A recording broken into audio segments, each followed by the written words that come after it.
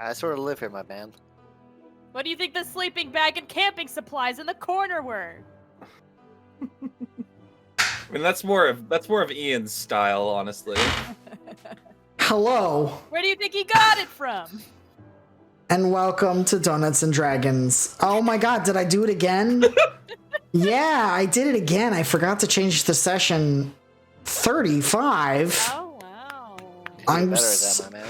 I need to be better at my life. I'm a little out of sorts. I'm not recording from my normal location due to reasons. Involving jackhammers. Yes. I didn't do the jackhammering. Or did I? More's the pity. A road jackhammer accident has left him homeless. So, welcome to session 35 of Donuts and Dragons, Descent into Avernus Motomi. Mm-hmm. Tell me a little bit about yourself. Motomi has never eaten candy. I know what we're doing this session. We're visiting the confectionery castle. Motomi has never had... That's such a depressing life. It explains a lot. It explains too much. Amrian, tell me a little bit about yourself.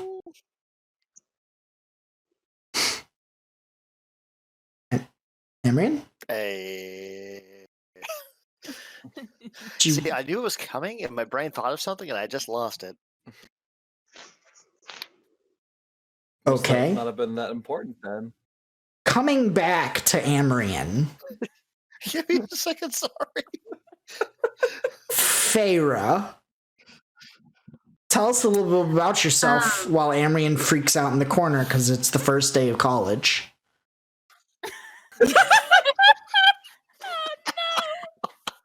Feyra, although she considers herself decent at doing makeup, she's never like really worn any before getting her new body because she could just change her appearance to pretend like, or to visualize that it had makeup on. She didn't actually have to apply any. You could throw a perfectly symmetrical eyeliner. Now you have exactly. To do the work. And so now she can't do that. And now she's like relearning how to put it on herself. So that's the thing that's happening. I mean, she is 17. It's the prime age to experiment with bad looks. Yep. And then have no one around you tell them that it looks bad. Oh my god, we're taking the most impressionable 17-year-old working on her makeup skills to hell.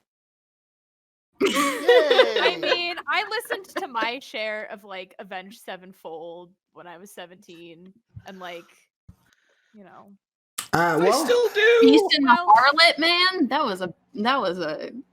Some people song. never grew out of that phase, Eric. Hi, it's me. Immoral. It's been 10 years and I'm still sad. I still play Guitar Hero too. That's sad. Immoral. Oh, fuck you! Tell us a little bit about yourself. I know you want to. When the time when he lived in the Feywild in the Sealy Court, after a long day of work of transporting shipments, Imral would walk duskward till it reached just after twilight in the sky, and he would stargaze for hours upon end. And upon coming to, what he considers to be, his new home, he looked up at the sky and he just doesn't find it enjoyable anymore. So that's one of the things he wants to see when he comes home is the lovely night-bound sky of the Feywild. Aww. Oh, I was so sad. Amrian. Imral is a stargazer. Amrian, do you think you can make us less depressed? Amrian cannot grow a beard. What he does That was have insensitive. is a permanent 5 o'clock shadow No. that he can never get rid of. Oh, ew. But it never grows out. Oh. Interesting. That's He's also an orphan. There we you're, go. you're basically More depressing. Brad Pitt. Oh, okay. No. You're an orphan too. Okay. I can't use your parents against you, I guess. Oh, shame. I think that brings us. Had half their faces burned off in a terrible accident. Yeah, a terrible accident with Amrian's own magic. Musket. I think No. that brings us to Killith, right? Yeah. So Killith has a habit of collecting rocks. And she puts them in a designated rock bag. And she doesn't want people to think she's weird, but she picks a rock for every one of her friends that she feels like that is their rock. Like this. And she wants to give it to everyone, but she thinks that they're gonna think she's fucking weird. So she doesn't. She just keeps her rock friends in a bag. Her rock friends. The way you said that makes sense why they would think it was weird. Well, Build- she like picks up, she'll like find a rock and she's like, this reminds me of Emerald, and then she'll just put it in the bag and go like about her day. That's adorable. But she thinks people are gonna think it's weird if she just comes up and she's like, these rocks are for you because they made me think of you. And I definitely feel like Emerald would be like, what? I don't know. I feel like Emerald would appreciate that. The man who sheds leaves. He'd be like, Yeah. thanks for the rock, I guess. I mean, I think he would try to look for, like, aspects of himself in the rock, but if you handed him, like, just, like, a clump of, like, conglomerate rock, I'm like, I don't understand. She found a rock that had some moss growing on it. She really wanted to give it to you because she thought it looked Perfect. like you, but she thought it was gonna be weird. Perfect. Either that, or I could have taken it the completely wrong way. Oh, just because it has moss on it? Because of Ooh. you profiling? Because it grows things just like you. You Grows racist. plants. I'm just no. I could put googly eyes on it if it would make you feel better. That's like 1,000 times better. What we're listening to right now Ian, is last everything minute that thing, happens they in sell- Killith's head while she's trying to decide whether to give these rocks away. These are the different scenarios that she thinks up during the day. Do you think that there's a place in Candlekeep that sells googly eyes? I would have to say no, only because it's not really a town and it's Let more a Kristen have library. summonable hawk, but I can't buy some fucking googly eyes. You moved away from a city that would have had googly eyes into a place that has books. Waltz and her and bro's googly eyes. I sell My one books thing that I'm and gonna go to googly every shop and eyes. ask for now. Googly Ooh, well, hopefully you won't sell your soul to get them. Damn it, I should have. That would have been the right move, I think. If That would have been worth it. that would have been worth it. Selling, yeah, okay. That worries me for this group. Can every one of you roll me a d20? What if I don't want to, though? Then you'll just have to recap. No! I like how at this point it's more not made a punishment. Yes, it is, because you'll have to remember what happened 2 weeks ago. Nat 20. Oh, Well, So, Kristen, unless anyone here gets a nat 20 as well, Kristen, who do you want to tell what happened last time? Dylan. Well, the horsebutt herself has spoken. Dylan, what happened last week?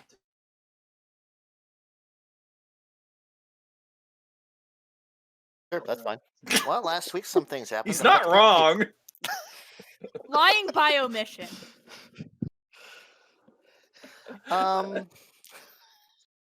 I can already see a vein throbbing on Ian's forehead. What happened last time? We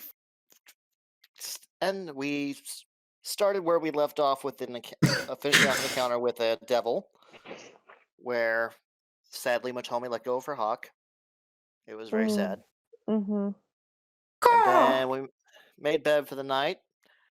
Emerald made his first check against addiction, while Motomi did the very best to screw that up. But somehow he made it, barely. And then we kept traveling down south to Candlekeep. Motomi decided to do some more hunting. She decapitated a giant goat for trying to steal her meat. And then, despite all our efforts, we somehow managed to get to Candlekeep. I suspect railroading. Oh my god. There are now 2 veins in Ian's forehead. We got into Candlekeep. We met a fat imp who directed us to... I can't remember her name. Sylvira? Sylvira, yeah, that. Kristen knew what she was doing. Kristen is currently in the courtyard trying to gather a pigeon army. We'll let her. I'll allow it. Says the Who knows how person that's who's gonna not DM. Okay, boy. Okay, Killeth will allow it. Yeah. So we got to the tower. We introduced the puzzle box. We managed to open the puzzle box and discovered the contract, which Torn became leader of Elturel, and how Elturel is now gone. What? Was it Torn? Zariel. Torm is a good god. It was Zariel and Krieg. Ariel. Yeah. Krieg. Krieg became leader of Yeah, he was Elturel, and then Yeah, he was the former cleric of Torm. sorry, I got the names mixed up there. I don't take notes; I go off memory.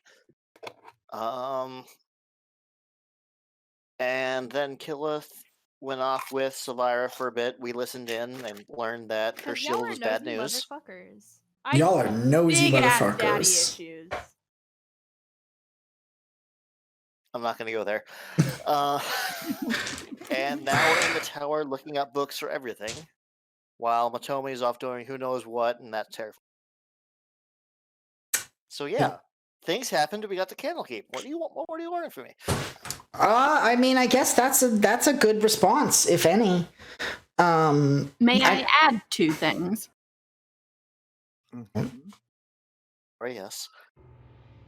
Okay. Sorry, what was with that? Killeth and Feyre worked on Feyre's pen name Yes, for yes. her Shakespeare series. And we opened the puzzle box because Emerald had a piece of it in his pocket. And we don't know how he got it. Don't worry about it. I'm a little glad that as much as that was glazed over, I'm glad that somebody sort of Oh, I just assumed he fucking stole it and went on with my life. Don't worry about it. Exactly. I wasn't gonna worry about it. I just Also, I think we're glossing over a major deal. Killeth made a deal with a devil. Oh yeah. Yeah, there might have been a little devil dealing in that session. Also, I found out I'm neither alive or dead, so Oh, that's are you like in a perpetual state of limbo or something? I guess You're the I'm in entire stasis. cast of Lost.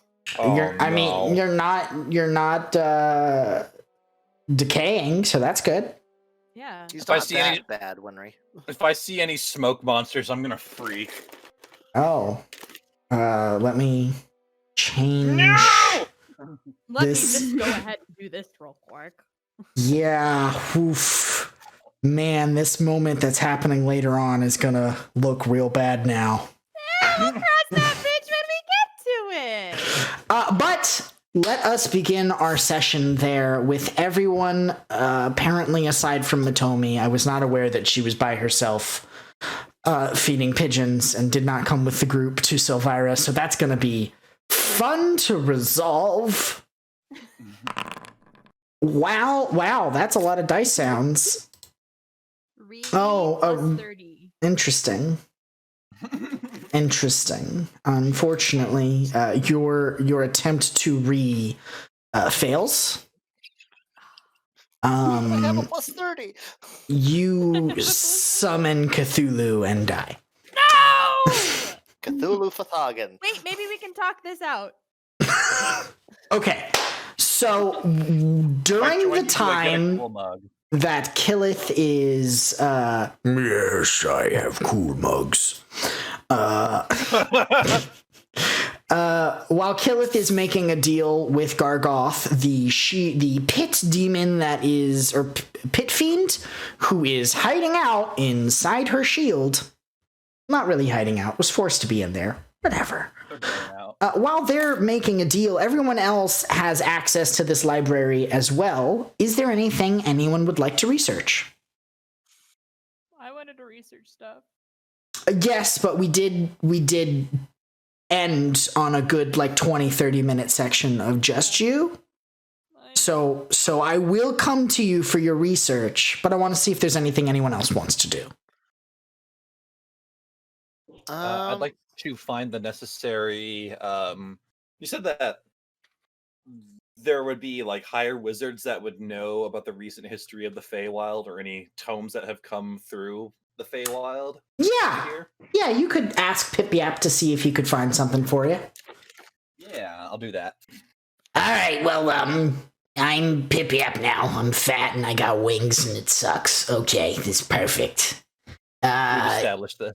Great, you're gonna make me go talk. God. Feywild shit. Okay, give me a second. I'll see what I can get. He flies off. While he's flying off to get something, is there anything you would like to look at, Amrian, while you're in Sylvira's little library? Because she might not have stuff at hand about the Feywild, but she does have. She is the foremost scholar on other topics. Any notes on Avernus, since we know that's where. On Avernus, any notes of the environment or the monsters there? Okay.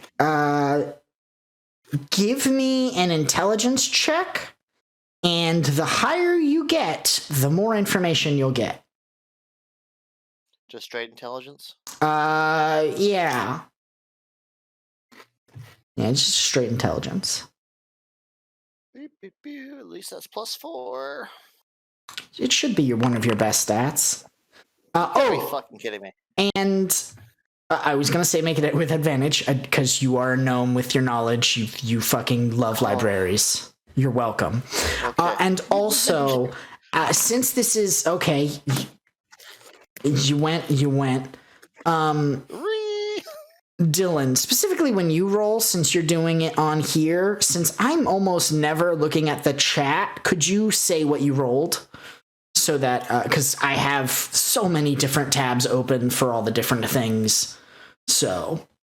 I want to say nat 20, but it was a 13. Okay. Okay. 13. With a 13, which would you rather know about more? Do you want to know more about the denizens of the lower planes, or information about Avernus itself? The denizens. Okay. Show players. Show to all.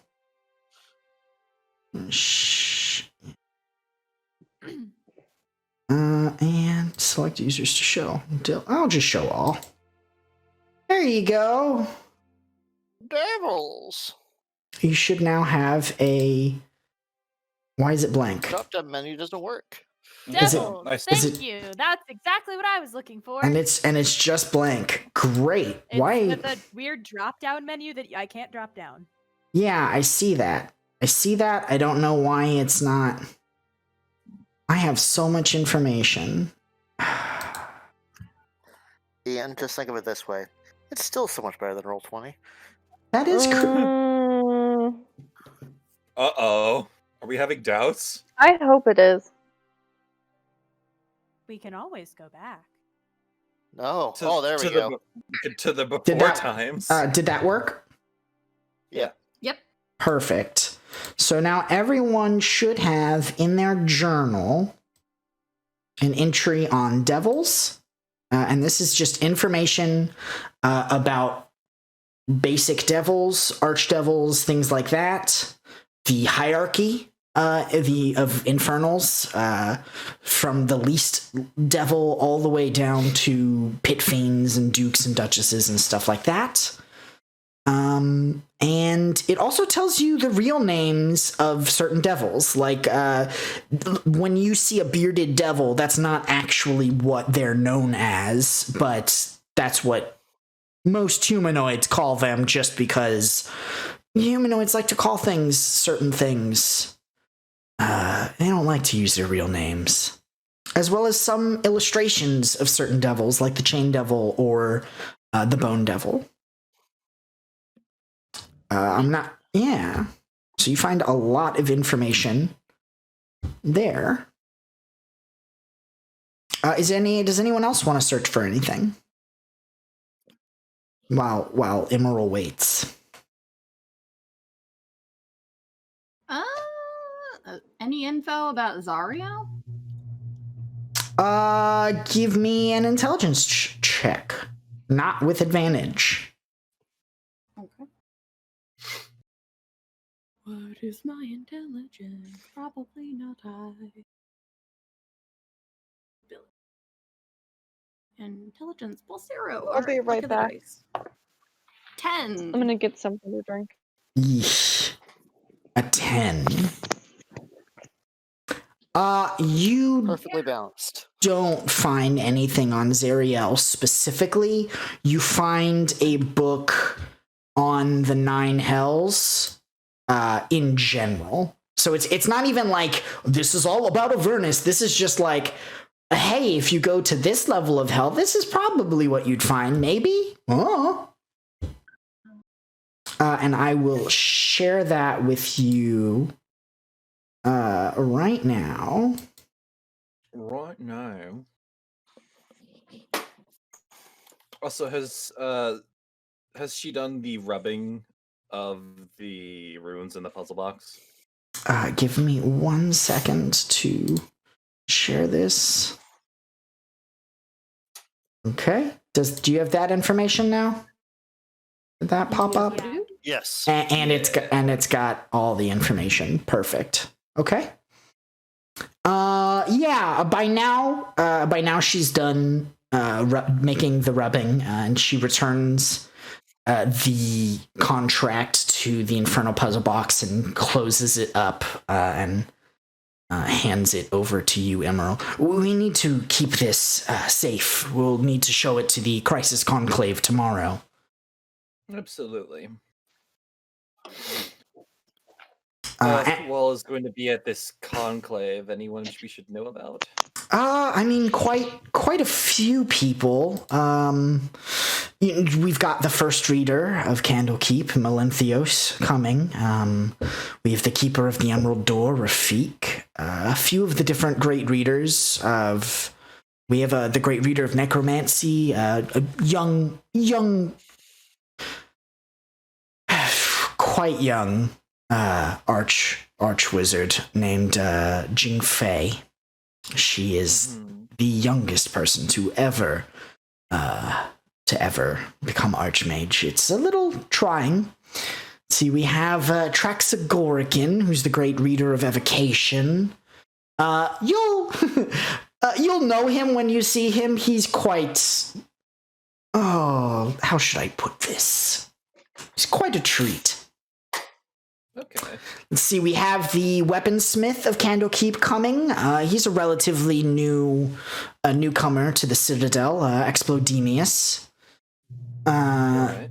And we have the Gate Warden of Candlekeep coming, or at least these are the people I would be sending messages to.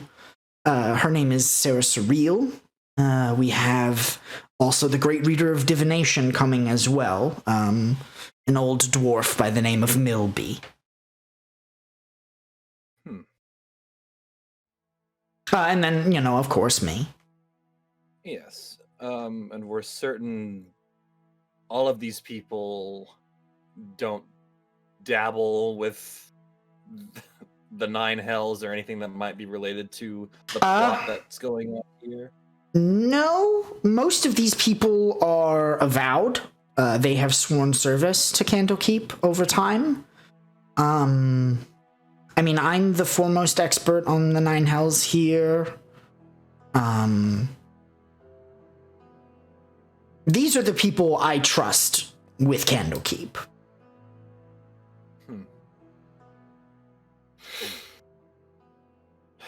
Well, I just don't want anyone the wrong person getting this. No, I understand completely.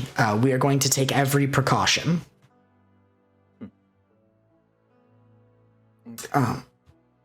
Pip Yap flies through the window, struggling with a book. Yeah, okay. I got your shit, you fucking lazy shithead. You want it? I turned to Sylvira. Does he always act this way? Yes. I tolerate it because, I'll be honest, it's kind of funny, and he gets to say all the things I don't get to say. Fair enough. I'll take the book from Spit Lap. My name is Pip Yap, you son of a bitch. I swear the things I will do.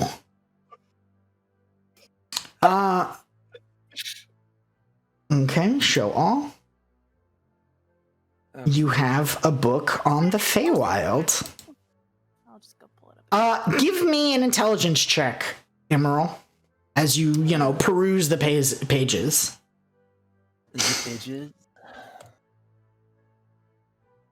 Two. You'll find this eventually, but this is to see if you notice it on your first flip through. Yeah. I'm just making it. 17. You catch something in the Seelie and Unseelie face section catches your eye. Mm-hmm. And it is there for you to peruse. It's something in the second paragraph that just glazing over it, you something catches your eye. Oh shit. Why am I so excited about this? It's not even about me. What the hell?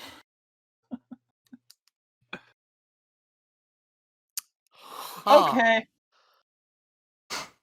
Huh. That's not important at all. Save that entry. That's not important at all. No, not at all. But this book gives you. It doesn't tell you anything about the denizens because there are so many different strange and weird fey creatures on top of creatures that are also in the material plane that exist in the Feywild, such as ogres and giants and hags.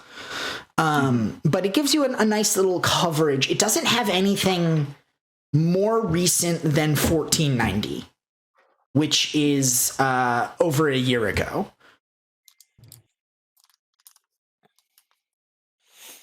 Oh. I'll turn to Sylvira. I know you're not the foremost expert on the Feywild. Do you know when you got this book?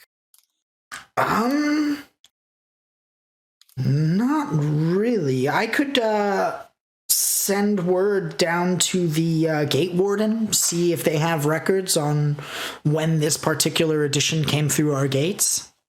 Yeah, I'd like to know. Sure, if prying through that amount of records, within a year. It might take a little bit of time, so we might be able to get that to you tomorrow. That's perfectly fine. It just when it came through, and if possible, the description of the person that gave it. Okay. I must adjourn. I have several letters I need to write. Feel free to use my library. And if anything, you can have Pip Yap escort you down to the hearth where your rooms are.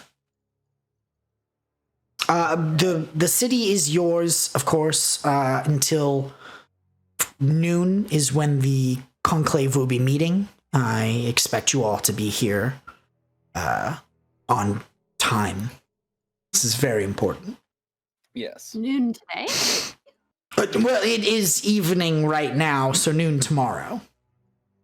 Oh, okay.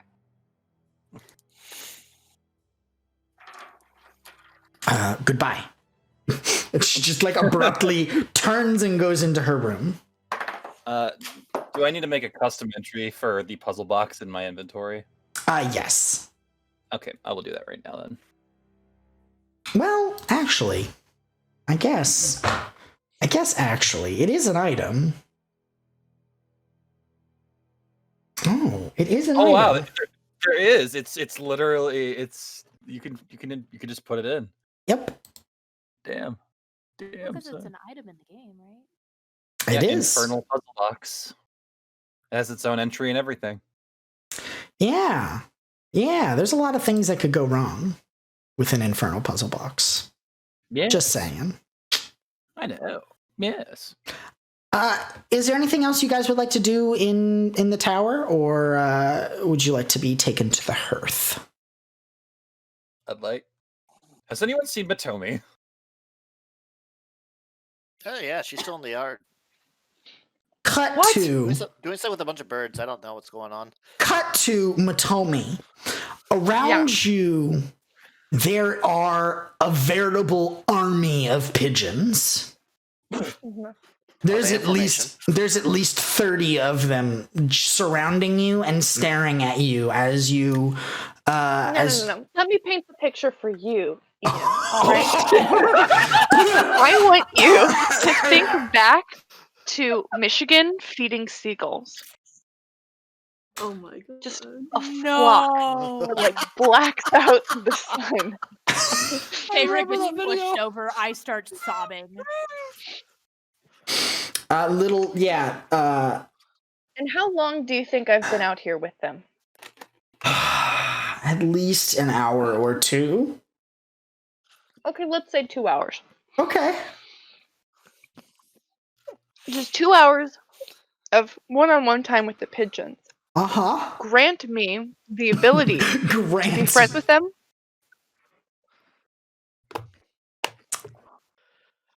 Give me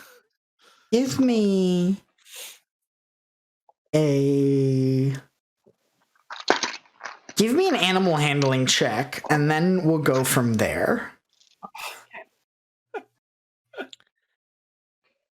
In before natural 20. Please roll a nat 20.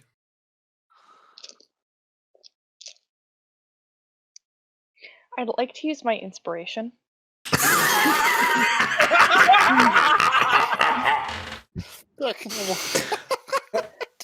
Yes, you may use your inspiration. Oh no. 19. Ooh.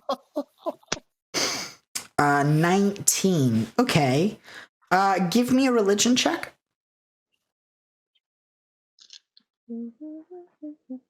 I'm not good at those. Oh, 16. 16. God of pigeons has descended upon you. I'm considering it. Oh no. No, It's Sephiroth, but instead of him, it's just a bird with a human arm. No, this is like one of those moments in those video games like Until Dawn, where like dependent on what you do with these pigeons, the nature will remember that. Wait, so we're in a shitty video game now? Hey, Until Dawn was a good video game. Thank you very much. No, it was not. It was a fun story. You're a bad person. That's me, my I am a bad argument. person. I Ian, said it, answer therefore my it is true. question. Am I friends with them or not? They are, they trust you more than the average person. These are still pigeons. They are not more intelligent than any other bird in the area. Can I summon them if I wanted to? Probably not. But I'm friends with them.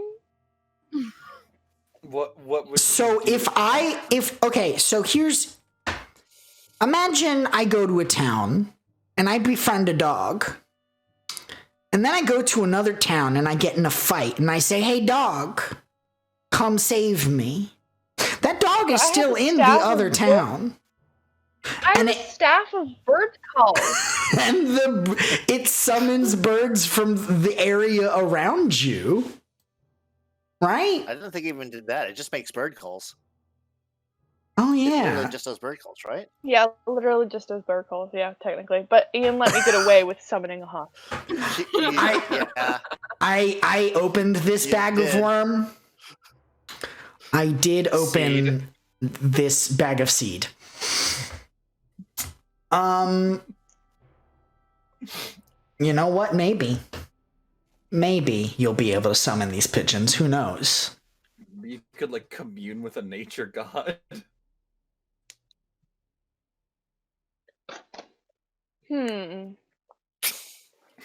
Concern. All options are on the table. Maximum concern. I mean, there are gods of nature and rangers and... What time of day is it? It is evening. So, duskish. The pigeons are getting ready to roost eventually. That's what they do, right? I'm about to be told that's not what they do. Oh, okay. Yeah, that's what they do. Notice how she didn't say that's not what she would do. Of course she's gonna correct me on proper pigeon. Roostery. Roostering?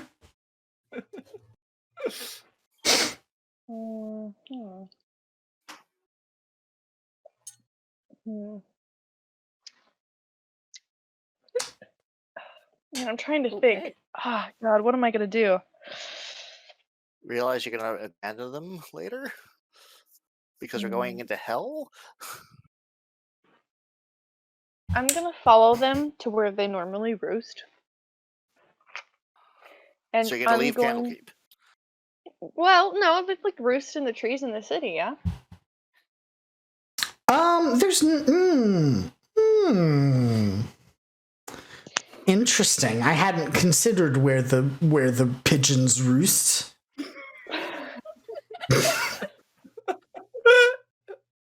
Because there's like a garden space.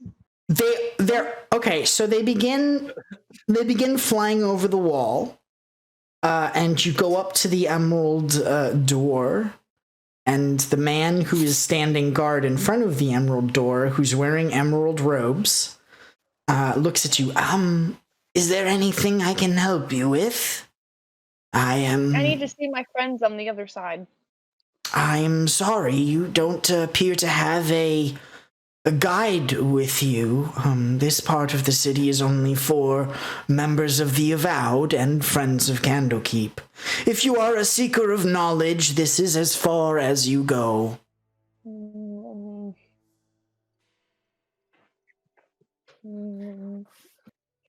I'm gonna slip him a bribe. No.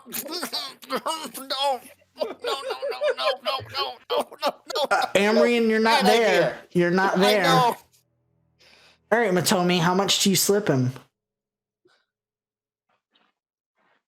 10 gold. Can you describe these friends? Maybe if I recognize them, I can remember. Yeah, sure. One's a little lovely lady. She's very pretty. She has golden long hair. She's young. She's a teenager. Quite moody.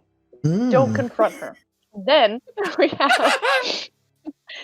have a leafy guy. He's covered in leaves, all right? He changes with the season. And then we have a short dwarf who has a 6 o'clock shadow, but can never manage to like grow a beard. You know what I mean? You know, I was about to let you in, but unfortunately, you just I recognize most of the people you're talking about. I don't recognize the dwarf.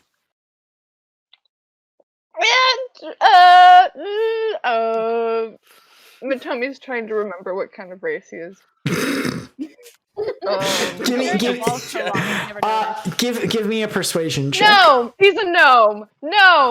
That's the other short one. Give me a persuasion check. No, I feel so violated.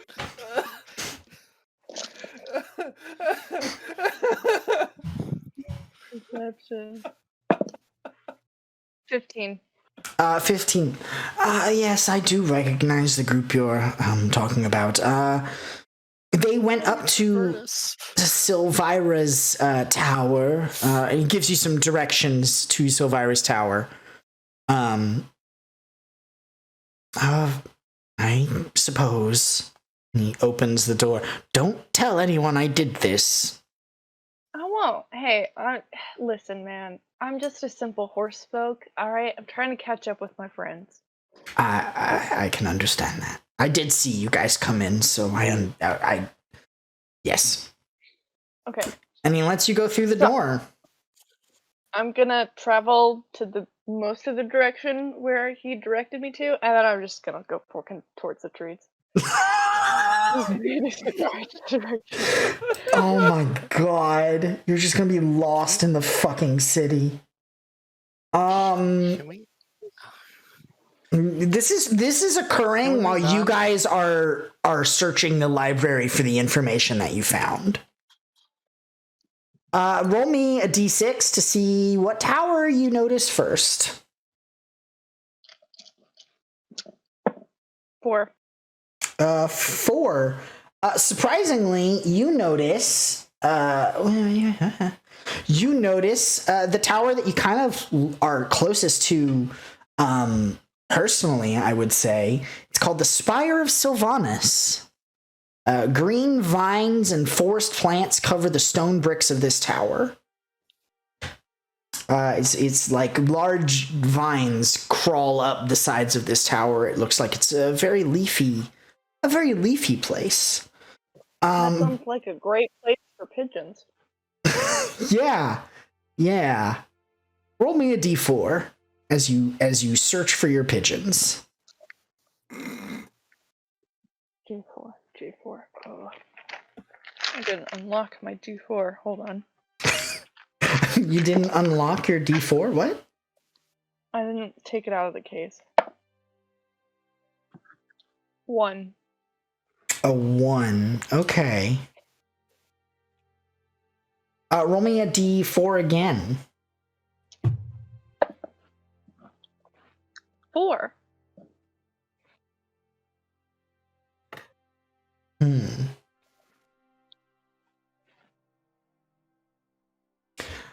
Okay.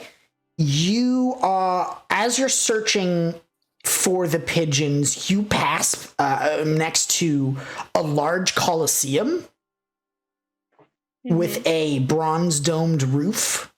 And as you pass by, you see there is a lesson going on inside. There is several people. Let me see. There are 7 what look like initiates and what look like a grand wizard of some sort standing in front of them, instructing them. And he holds up a chair in the air, and you can't quite hear what they're talking about. And then he says a few words. You watch you see the effects of magic in the air, and then he lets go of the chair, and the chair is in the exact same spot. It does not move as he like lets go and he backs up a bit. Whoa. And then just beyond the courtyard are some trees. Give me a second. You're making me jump a lot of places in this Candlekeep book. I don't know why I wasn't expecting this. I should always expect this. In the pursuit of pigeon kind. Is the pursuit of pigeons. A great library. Does Candlekeep have an aviary? That's a great question. Maybe. Yeah, can I know that? From what you gather, this is a city more about books than animal keeping.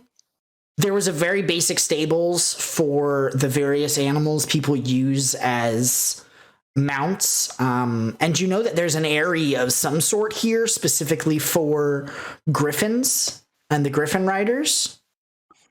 But you don't necessarily know anything about... What are we using horses for? They got griffins! Yeah. Let me see if I can... I'm sorry, I'm looking for... There's a specific thing about the trees here that I read, and now I need to find in this damn thing. No, not Miram. Yeah, that's a stat block, all right. God,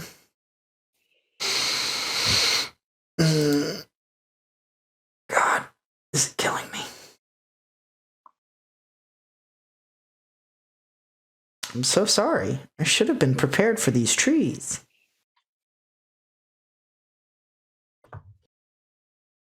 Catacomb.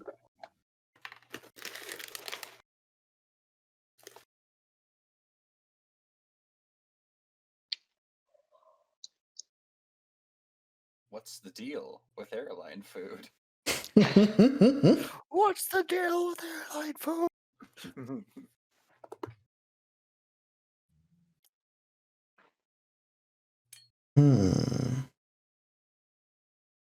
As a motion sensor device, it's deployed anti-worm measures.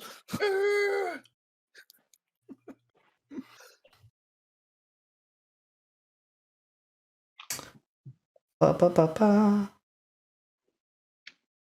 Oh. Dame.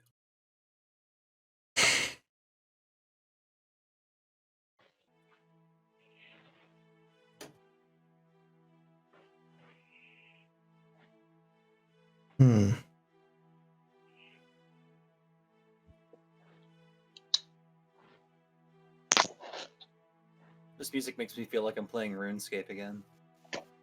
All I want is to find out where the pigeons are roosting. I know. You would think that a question like this would be so complicated to answer. There's tree rules. There's tree rules? Yes.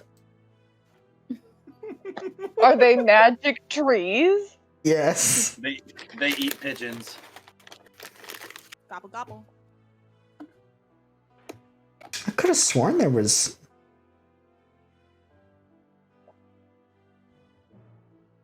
all right. You can give me a nature check. Okay. While I'm looking this up. I'm not going to harp on it too much if I can't find it. Harp.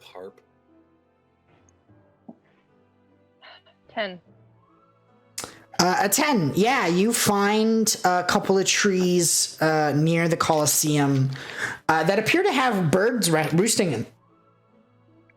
Pigeons or just birds?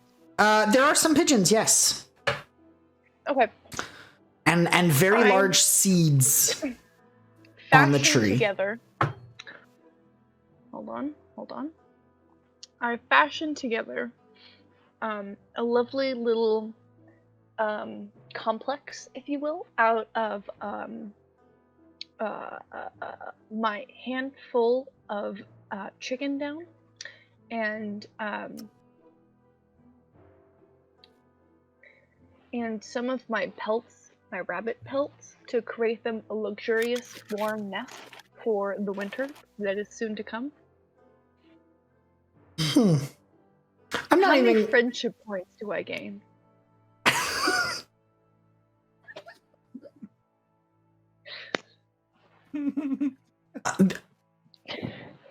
I'm gonna look up the stat block of a pigeon right now. Okay, Motomi? Okay. And I'm pretty sure that there are no pigeon stat block, but I'm gonna check just to make sure. And I'm pretty sure if it is a pigeon, oh yeah, pigeons aren't an animal, but they do. Huh. Pigeon D&D 5e. Let's Oh see. my god. Let's see. We're doing it live. I just want to see the intelligence of this animal given to me via a stat block. Ooh, a dire pigeon. What? Yeah, it's got a 3 intelligence. It takes. So you construct this fake nest. Where do you put it? In the middle of the tree. Okay. There's a few moments of like hesitancy, but then once it realizes that this isn't a trap, it sort of, snuggles into this very cozy thing you have created. Mm-hmm. You do not know if the pigeons in general like you better or not. Okay. All right. This is not information that if you were to do this to a pigeon, there is no like bar above a pigeon's head that will pop up. Like, you're this close to taming this flock. Are there any young pigeons, squabs, if you will, nearby? Roll me a d20.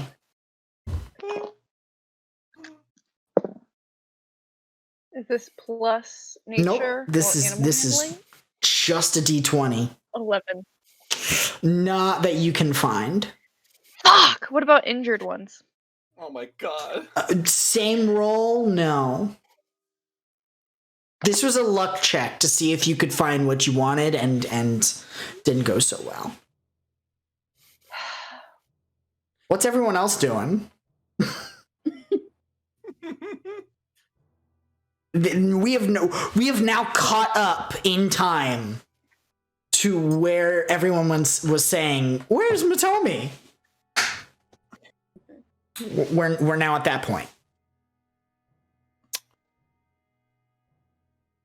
I guess I'll make my way back down to what was it called? The hearth? Wherever that bar area was. That is exactly what it was called. The hearth. You roll me a d4. D4. Gonna have to go find this place in the book again. 4. 4. Okay, give me another d4. That is a 3.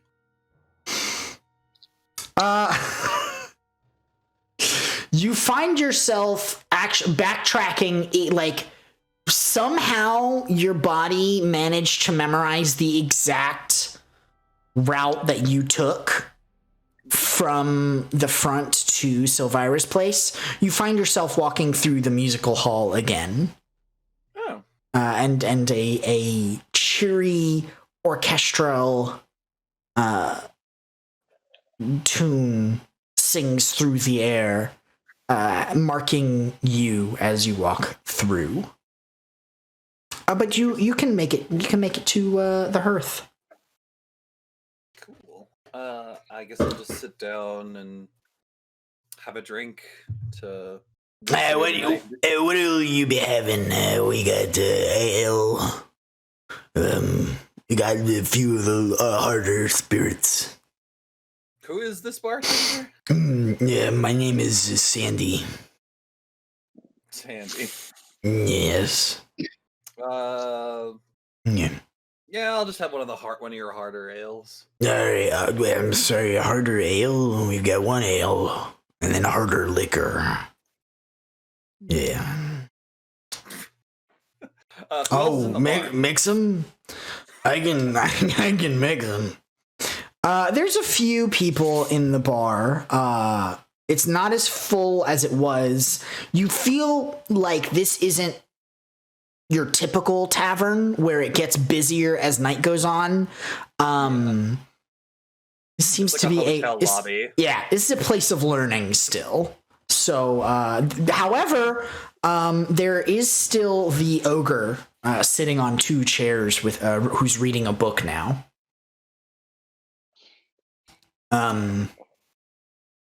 And he goes, I could put the ale with some whiskey and call it a hard ale. Sure, let's go with that. Okay. Silver. Flip him a silver. How did you become a bartender in Candlekeep? Well, it's not just... I thought there would be more thirsty scholars. And you were met with? Not as many thirsty scholars as I would like. Is there anything you require for purchase? You seem like a little bit more adventure-y than most folk who come through here. And he points, because this is the same establishment that like one half of the bar is like filled with like drinks and stuff, and then the other half is adventuring gear. There's like rope on the wall, like anything that you can purchase, anything on like the adventuring gear list is purchasable here. And then there's also a few stacks of books at the bottom. We've got all sorts of things, weapons, armor, kits, tools, a couple of training manuals if you want to be better at something, you know.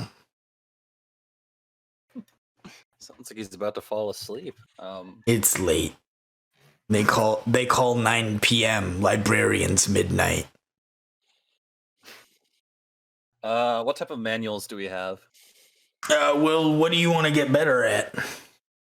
That's the question. I'd like to be best at everything, but... Good luck on that one. I don't think that's how studying works. I'd like to actually... Are there any books on religion? Yeah, I could get you a book on religion. Yeah. Tome on religion, I guess. That's gonna be 250 gold. For a book? It's a good book. If I rented it?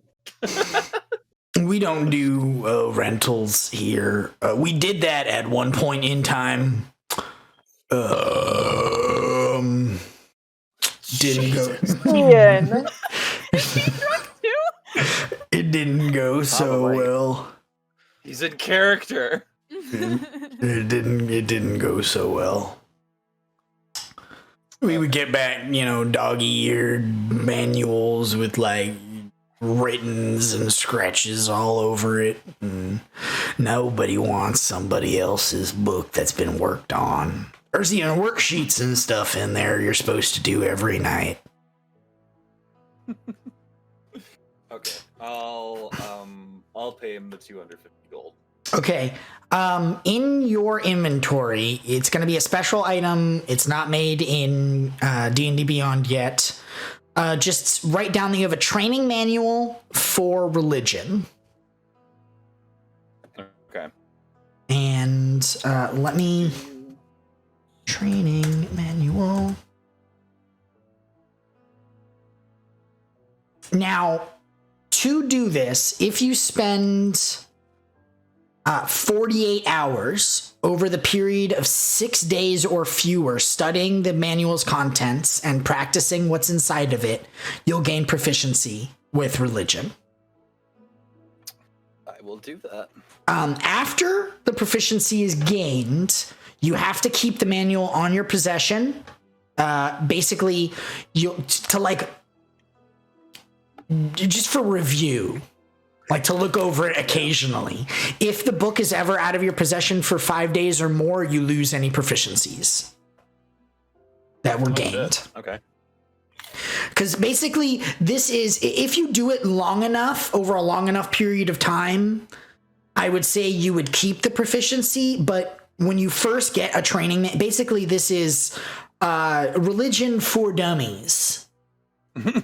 And if you don't have religion for dummies with you, you'll forget, because you're a dummy. Herder. But I'll make a training manual item for you eventually, so that you can know everything I just told you. Okay. Yeah, I'm adding this as a custom on the D&D Beyond. Okay. And I guess I'll just prop up after I'll drink my ale and my quote unquote hard ale, find a nice corner in the hearth and start reading. Henry's just Sure. gonna be at the hearth drinking. Okay. He hasn't done it in a while. As time goes on deeper, is everybody else going to make their way to the hearth? Do you want to? Okay. Where am I on the map? Can you click for me? No. Why not? Because you don't know. Because you're lost. Oh no. You've just been wandering through the city, man. Searching for pigeons. Can I on my way back, can I make a luck check to see if I run into her? Yes, you Wandering can. around and hopefully bring her back. Yeah. Just a straight look, I'm assuming. Just a straight roll. 14. No. Oh, okay. I tried, sorry. Oh, You were no. in my Okay. thoughts and prayers. Okay. Do I know my way back to the guy I bribed? Probably not. Roll me a history check. No. You can make your way back in the direction that was. However, roll me a d4. 4.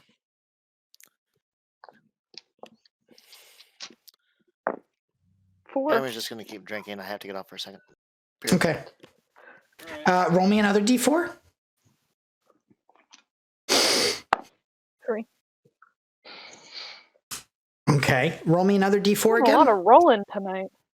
What do you want me to roll? Another d4. I'm tired of 3.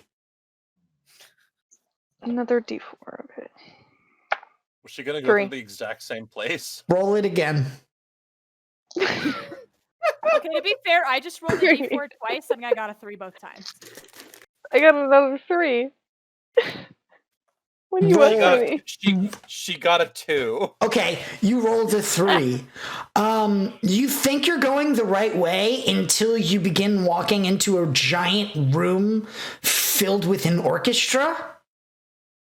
Oh shit. And the minute you enter, they begin playing a jaunty spring tune. And they're somehow making the sound of horse hooves with flutes. I'm gonna nope the fuck out of there. Roll me another d4. Oh my god. 4.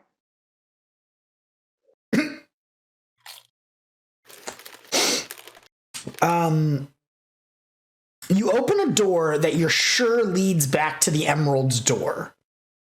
And inside, it opens up into what appears to be a storage room. A giant storage room filled with exotic spices. Oh. Are the jars labeled? What the jars read? The jars are labeled, and any spice you can think of is in this location. Yo, that'd be dope. Except, I already have a magical pouch of any spice I'd ever want. Well, now you can look at them and be like, what spices taste good? And so you'd know what to pull out, because you can't possibly know every single spice in Faerun.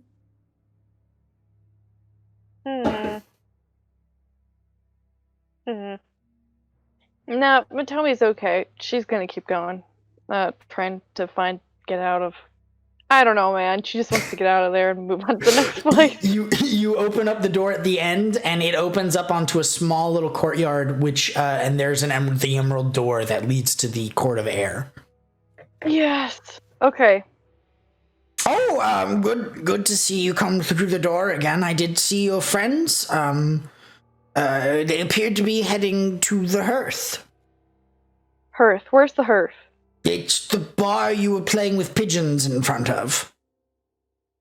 They left? Yes, it's like 9:30. It's bedtime. The clockwork pigeons need their sleep. I like to think that the whole time when he wasn't talking to us, the keeper of the door was just watching Motomi play with pigeons instead of doing whatever he was supposed to be doing. And he was just looking at her with like this face of like, oh. What is she doing? Never thought. Should I say something or leave it alone? I did think it was strange you were spending so much time with the clockwork pigeons, but that's fine. They have a name? Where's this clockwork you speak of? Do they live in a clock? Like a tower? No, clock tower? Oh no. This poor doorkeeper. Yes. They live in a clock tower? Yes, they live in the clock tower. Where's the clock tower? Oh no! This poor man!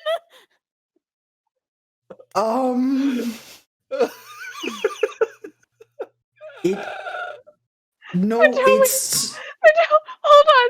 Motomi gives him 20 gold. Oh.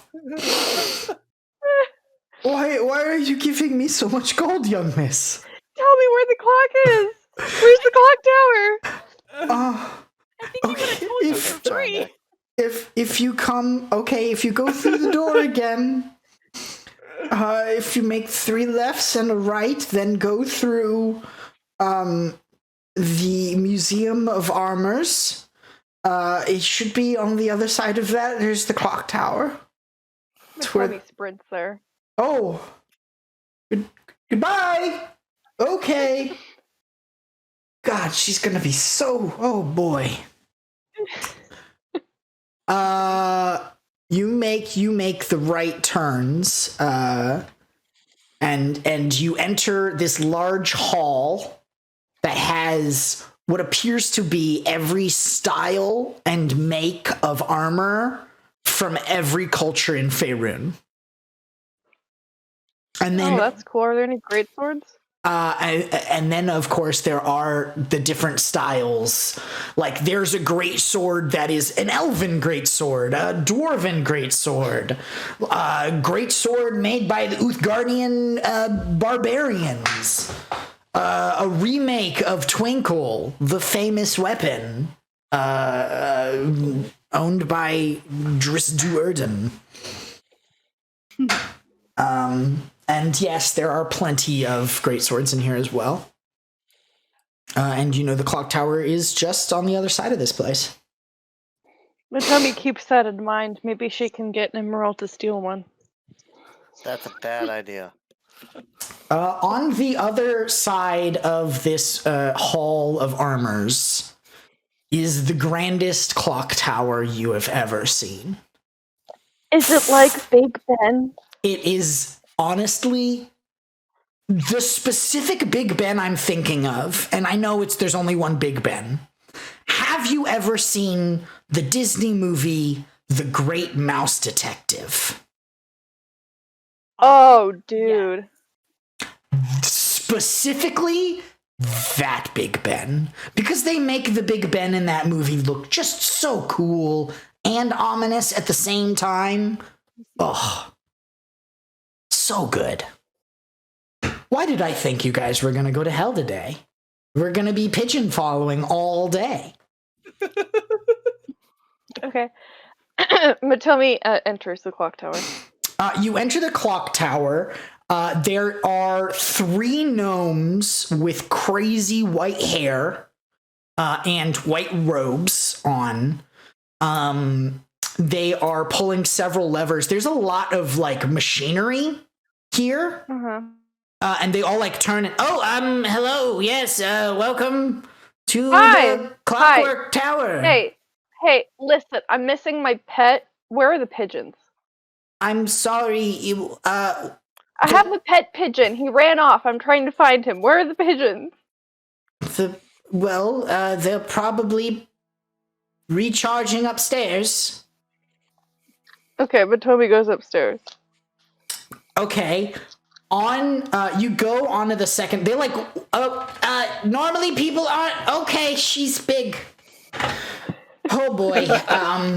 Contact, and by the time they say who they're gonna contact, you're already up the stairs.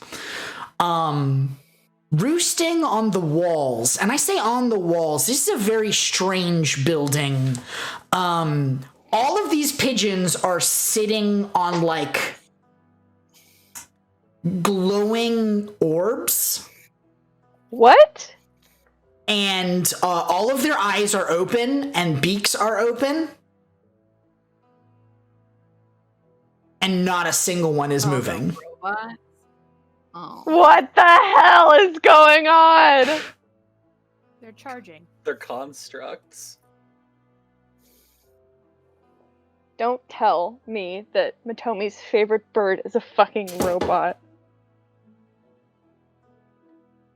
Okay, she goes over to the wall and tries to grab one. You lift it up, the eyes stop glowing, the orb stops glowing. And then after a minute, the head like goes down and then slowly goes up. And then it starts acting like a normal pigeon. They're charging. Put it back on the charger. The birds work Birds for the aren't real. bourgeoisie. Yep. The birds work for the All the bourgeoisie. birds died in 1986 due to Reagan killing them. One of the gnomes from did you find your pet? Pretty sure we don't have anything alive up there, so hello? Motomi takes 3 pigeons and shoves them in a sack. Are you robbing us of our? Is this? What is we need those. I Kristen, found are you him. actually I robbing found a place? Twinkle. Hey, Place we're no. trying to get stuff on? They though we need those. They keep away actual birds which poop everywhere. These were designed as a poop deterrent. These aren't real birds. No. They're made of clockwork. See, let me. Okay, I'm calling your bluff. Show me. Can you give me the one that you were shoving into your bag? Yeah. He passes over the pigeon. He puts one finger on the back of the pigeon's head. The head lifts up. The chest of the bird opens up, and there's just whirling gadgets of all sorts inside the center of this bird. Wait, and as it opens up, pieces of bread fall out. Who's feeding these? They shouldn't be eating.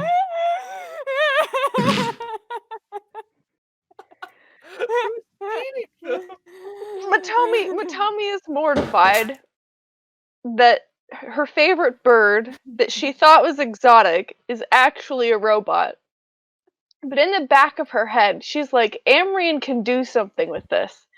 So she keeps the 2 that she shoved in her bag secret. No. Give me a stealth check. Okay. With disadvantage. No! Why has it come to this? I got the same number. 12. Okay. Let's roll my d20.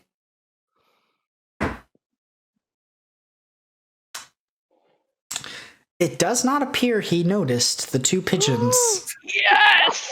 inside of your bag. Oh my god! I rolled a 3. No! The first person to do any stealing wasn't the rogue. Oh my god. I'm sorry. She kind of notices your shocked look on your face. So did you think these were real birds? Yeah! Well, normally they are. These are not robots everywhere. They're just robots here at Candlekeep. But Tomi, defeated, just puts her head down and sulks. And leaves. She doesn't even listen to what he's saying anymore. Okay. What? that poor person. What just happened? Okay, I'm gonna be up all night thinking about this interaction. We've made our birds too lifelike. I need to submit a request for maintenance. You can make your way to the emerald door again, unless you want to go find somewhere else. No, emerald door is fine. Yeah, you make it back to the hearth without issue. There is a different person guarding the door now, as you leave. Mm-hmm. Hey, just going to the hearth. Heard my friends were there. They left the library, and I didn't see them leave. Ooh, wait. Okay. Ian, I have a thing I'd like to do. What would you like to do now that I think the pigeon expedition has been completed? Well, there were Yeah. a couple of things I wanted to do. So what did you want to do? I wanted to buy a set of new journals for myself. Nice, new, like empty journals. Yeah, They have to sell something like that here. If they don't, we definitely are selling lots of different things. Do you want it to be a bound book? Or do you want loose leaf? Do you have things that I could bind my own? Give me a second. Let me see what I've got. And this is give me a second while I look up what exists. You're fine. I knew it was gonna be like a thing. Let me look for abacus. Just look for abacus because I know that's on the same page as everything.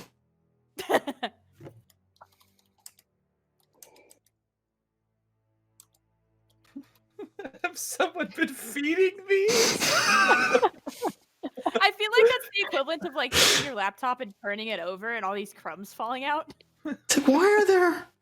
Why? Who does this?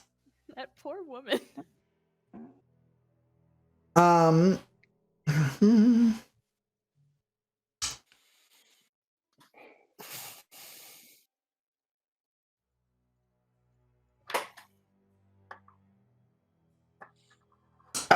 We do have certain binding supplies. It was technically there's part of a set called calligrapher's tools.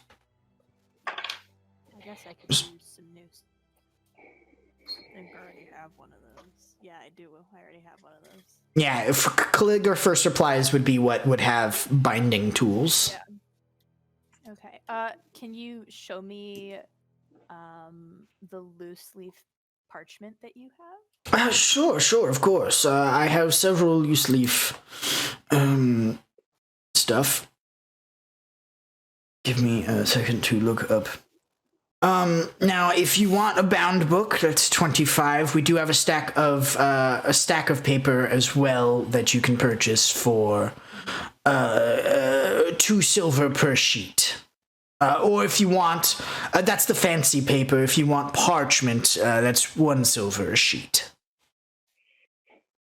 What's your fanciest stuff?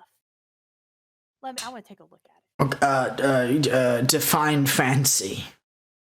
What's the most expensive thing you sell?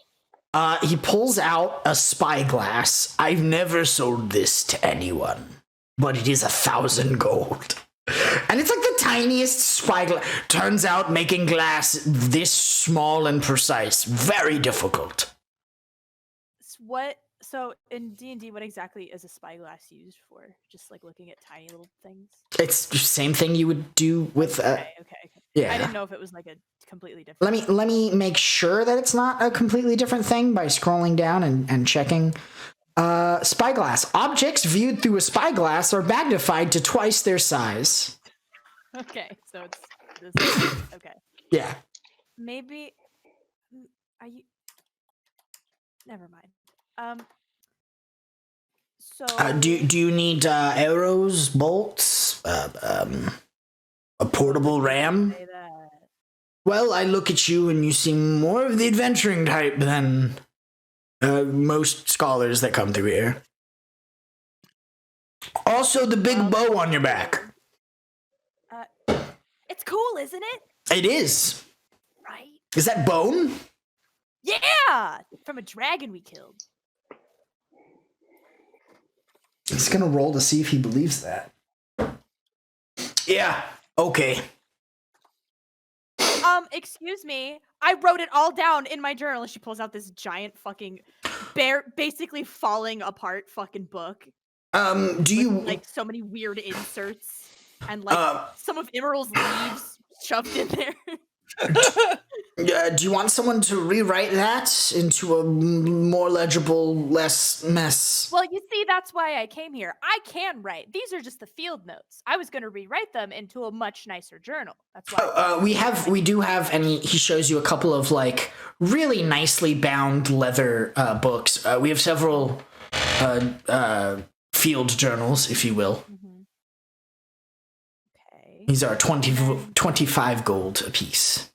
Okay.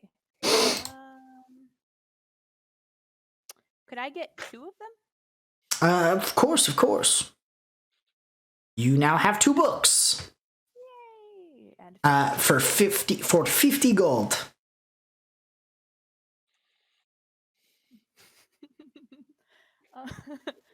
Why do you think you've never sold that spyglass? Just curious. I mean, most people that come here are scholars of some sort, and spyglasses are normally used for the sea and to make small things appear bigger. Mm-hmm. It's also very expensive. Yeah. I should probably think about lowering the price, but What would you lower it to? How much do I think it's worth by just looking at it? honestly, the craftsmanship and the amount of work that goes into shaping the glass required to actually do the process of what a spyglass does. 1,000 gold is about average price for these things. Okay. Well, if you were to lower the price, what would you even lower it to? Oh, are we haggling now? Well, we can. I was just curious. You mentioned you thought about lowering the price. I'm thinking of keeping that information to myself. Well, if you What price do you think right? it's... What price do you think is fair? $8.75? Do you know how hard it is to get glass shaped that way? $9.25. $9.05. Give me a persuasion check. Ooh, that's the wrong menu. Persuasion, you said? Ooh. 21. Yeah, okay. 9.05 it is. You've got yourself a deal, and I've got myself a spyglass. Okay, yeah, 905 gold less. You have a spyglass. No.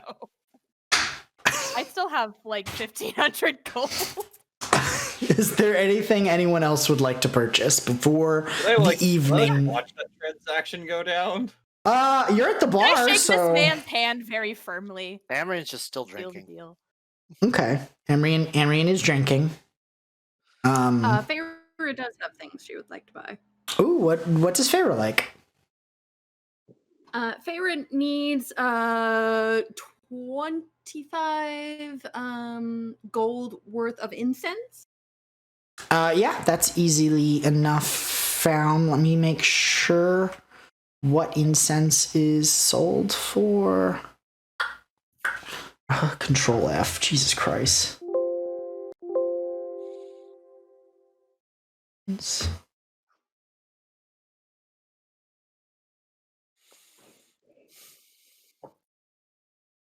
Really? Is incense not just a thing I can say? What? Let's just say yes. You buy 25 gold worth of incense. Okay. I will deduct 25 gold. 25 remove. Okay. And then she also needs some well, actually, does she have any of her flavored soap left? Yeah, it hasn't been that long since you left Baldur's Gate. It's been the 5 days on the road and then like a day since that happened. So let's just say you've had that for 6 days. Do you think you would have used all of that soap within 6 days? I'm proposing this question to you. With that reaction, a good amount of it is gone. I mean, okay. Are these like I'd bars say like of she soap? uses like These are half a bar liquid of soap, soaps. so. Oh, let's say they're bars. Oh, of these are soap, they would liquid let- soaps? Oh, okay. Yes. Well, then, yeah, she would have used all of it. These are liquid soaps and fire. I've Jumping been in. burning. Oh man. Well, a bar of Well, soap then lasts she for would a like really to long buy time. some soap or perfume or something like that. You can get both soap and perfume. The soap is not scented. It is specifically like adventurer soap, like Dr. Bronner's with no scent. But there is a vial of perfume if you would like.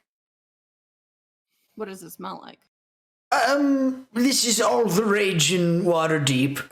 This is lavender with the rose water. Perfect. Okay, she will buy That's 5 gold a piece. So he's like a 10 gold for the perfume. okay, so lavender and rose water perfume. Mm-hmm. 2 of them. Okay. Awesome. So she has the incense, which is 25 gold worth, and the perfume. Excellent. Excellent. All right, that's all she wanted to buy. Okay.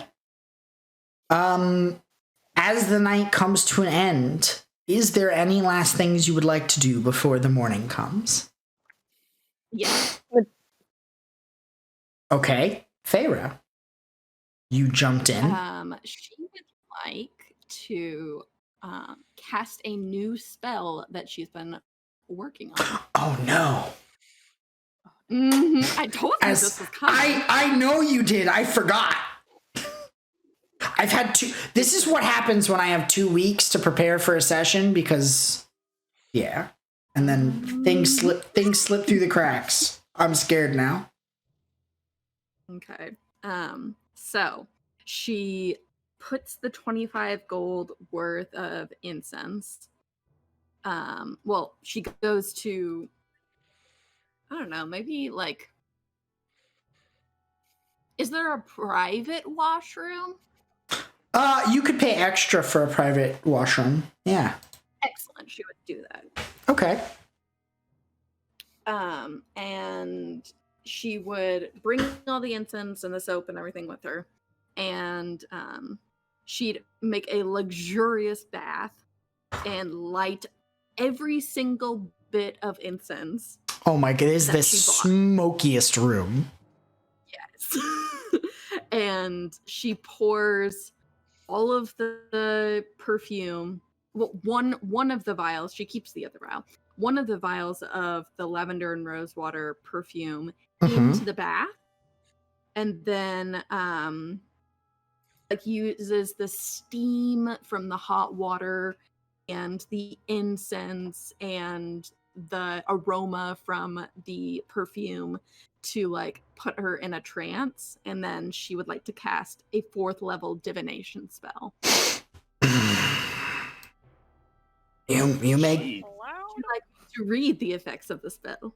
I'm looking it up as we speak. Is it called divination? It is called divination. Ugh.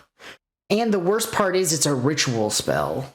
It is ritual. So I don't have to use the spell. So it takes 10 minutes and 6 seconds to cast this. Oh boy.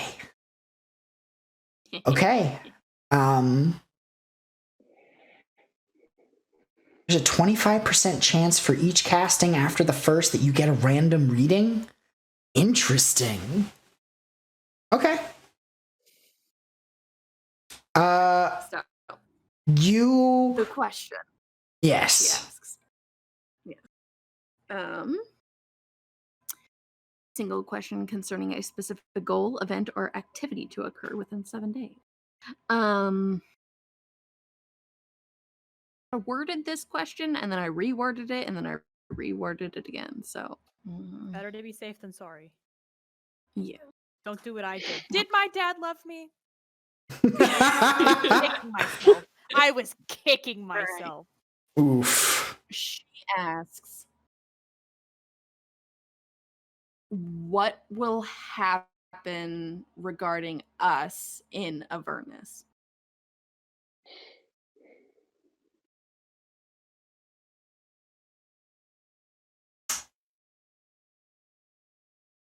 Interesting. What? That's such an open question. I know. What will happen to you guys in Avernus? The spell doesn't take into account any possible circumstances that might change the outcome, such as the casting of additional spells or the loss or gain of a companion. Yes. Oh, God.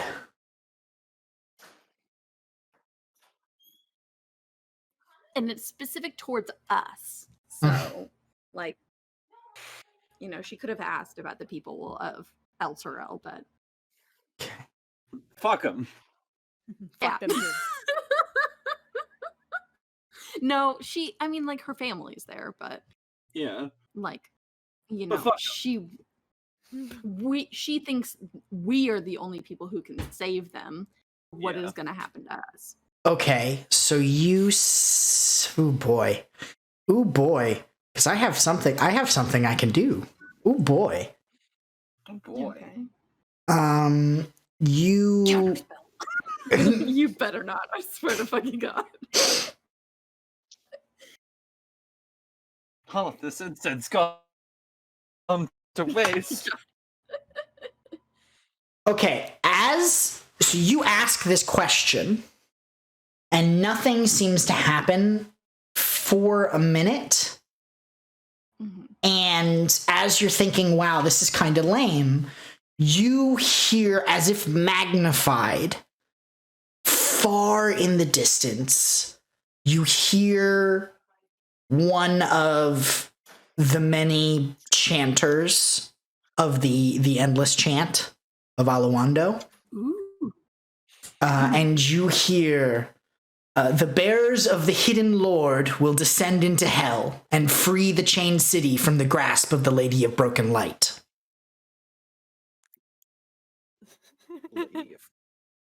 What?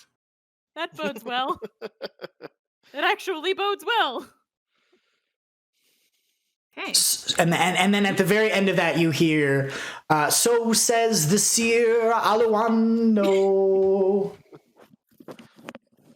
So his predictions come true, which means that we can't die.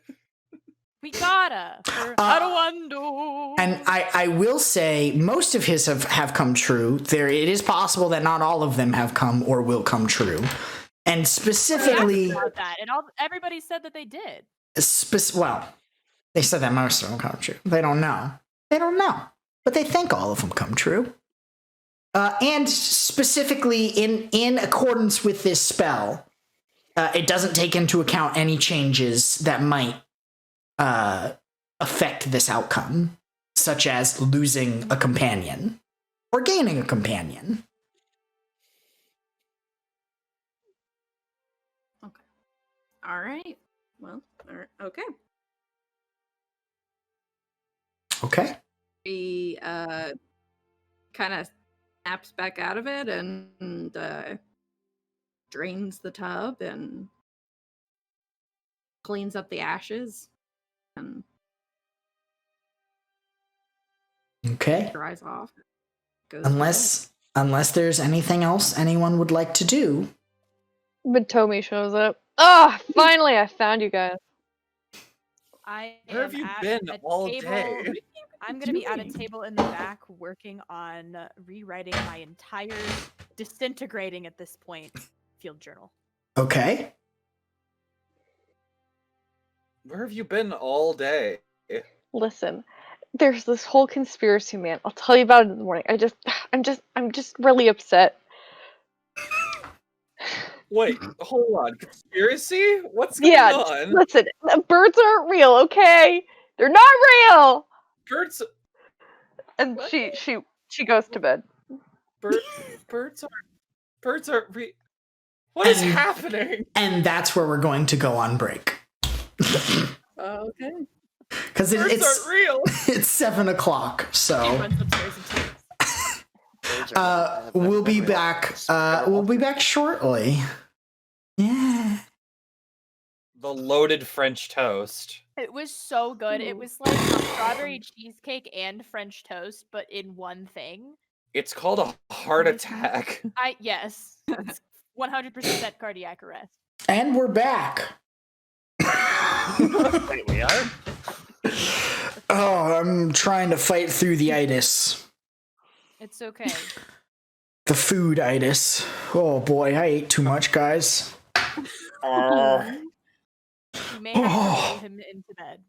I had lots of lovely meaty curry. Just roll me into the hotel room. Oh, I'm so sorry. I know, me too. What'd you Roll me get? my mic so you don't get pasta slurping noises, though. Oh God, yum. Shall we begin? Mm-hmm. Next day. It is the next day. You have a couple of hours until the conclave. Date. Oh, you're the worst. It is, if I'm not mistaken, Elias III, as Otis tries to claw his way into the room that I have closed the door of. Oh God. How do you spell that again? Give me 1 second as I fight what's happening inside of my body.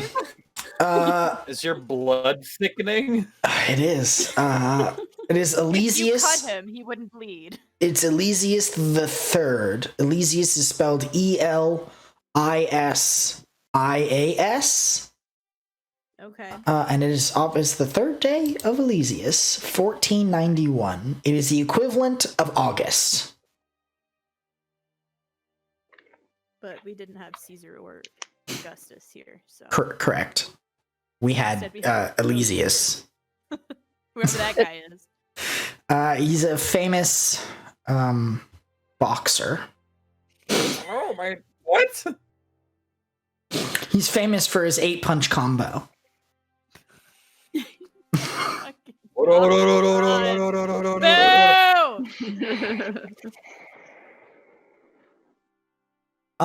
You guys wake up, and there is a note at the door left by Pip Yap. Did we That- all sleep in the same room? No, they gave you a couple of rooms. Then whose door was the note left at? All of your doors. Oh, so it was a separate note. Correct. Yeah, he Okay. wrote like 4 different notes. Okay. Sylvira cordially invites you to breakfast at her tower. Vera's in a really good French mood. toast. Like noticeably good. That's very scary. You have 'Cause a usually dream she's or grumpy. something. Yeah, something like that. I guess I will just choose to not ask for elaboration.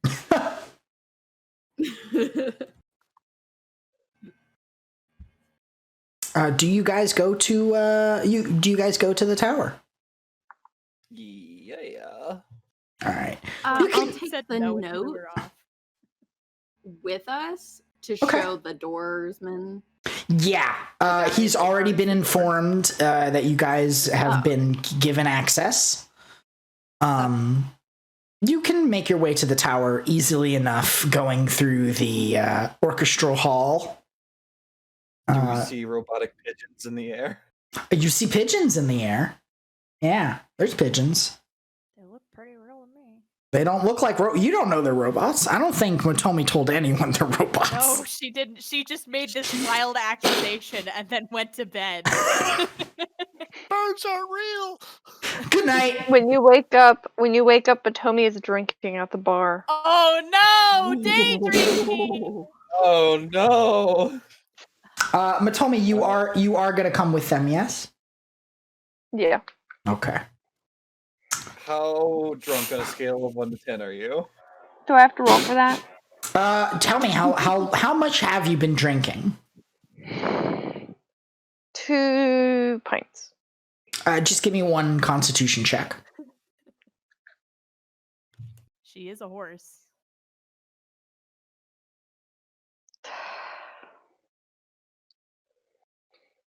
Is it? Never mind. Constitution? 10. You're not drunk. You are tipsy. Okay. I'm not catching her if she falls. Nobody is. I'm backing out of the way and hoping I don't break something. I just like calmly coax her out off the bar stool that she's like Bellying. Bellying. Bellying. Oh That again. God. It's like, what's wrong with you? Why are you drinking this early in the day? And Motomi brings out a pigeon from her knapsack. Uh-huh. Why did you catch a bird? Shut up, Amrit. Just shut up. And then she does the My thing. name's Immerel. I know. I know it is. And then she does the thing where she mimics the head thing that the clock tower guy did to show the inside of the pigeon. The pigeon kind of just looks up at you like, "What are you doing?" What do you wait? What do you mean? Wait, what do you mean?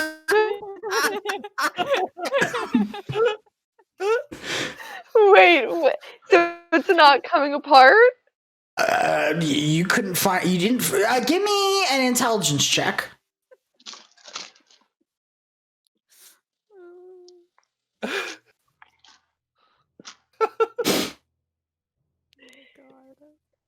Trust me, guys, birds aren't real. See? Click. See? 11. This bird is a bird. Oh God. Oh no. Do you care to explain why you have a pigeon in your knapsack? A It second was one. a robot yesterday. A second one pops its head out of her bag, like, "Huh?" Oh my god! We Are should you put hoarding? these outside. They're gonna suffocate. I put it back in my knapsack. You'll see later when they sleep. What? What does that mean? Is there cooing coming from the knapsack? Cool. God damn it. No. Cool. Okay. Should we keep her here for the day? I don't know if she's gonna behave and I coax her off the bar stool like, come on, we'll see to your conspiracy yeah, theory later. Grandma. Bourgeoisie clock tower nonsense. You make it to Sylvira's tower, and once you go in, you don't see Sylvira, but Pip Yap has set up a large table, like stacks of pancakes, stacks of eggs and bacon and ham and orange juice. What kind do you need? We've got regular, we've got chocolate, we got blueberry, we got strawberry, we got banana. I've been working all night on this breakfast spread because Sylvira said make breakfast, and here we are. I worked very hard on this shit. You will enjoy it. Is that a threat? Yes. What are you gonna do if I don't?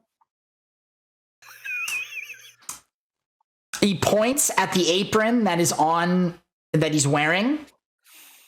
And the apron says, "Kiss the chef." That's a threat.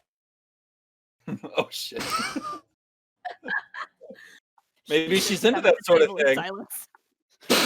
Well, if she is, all the better for me. Oh my god. And you guys can feast. I'll pop. Killith is shoving chocolate chip pancakes in her mouth. Oh, okay. That's a lot of... Ooh, boy, let's hope there's no fighting later. You're gonna be real sluggish. Is Pip Yap's cooking good? It's fucking phenomenal. Like, you don't know... Sinfully good? Oh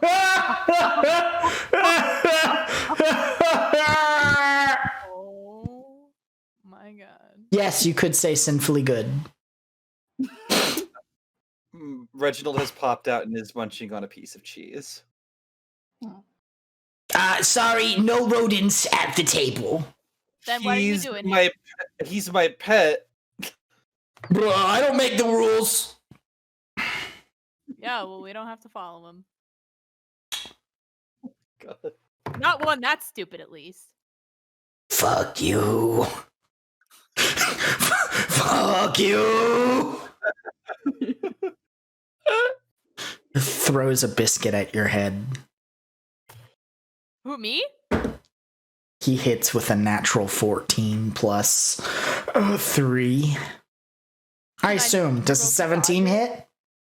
No. No? Then you dodge it. And he's like, God, yeah! I put butter on that biscuit. It fucked up the trajectory. Uh-huh. It was not, yes! Tosses another biscuit. Okay. That's a 19 to hit? Nope. What? Oh my god. Oh, that's right. That's right. This time you bring up the shield of the hidden lord to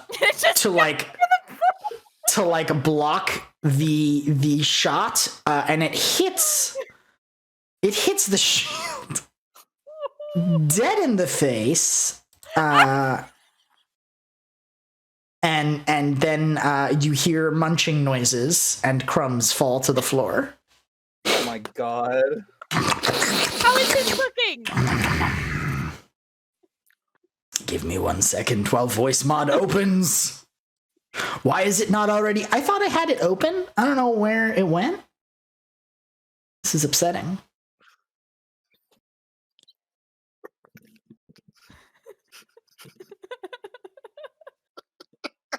Just wait. Just wait. Sinfully delicious. Oh god damn it. Well, a demigod approved. So I guess your cooking's good.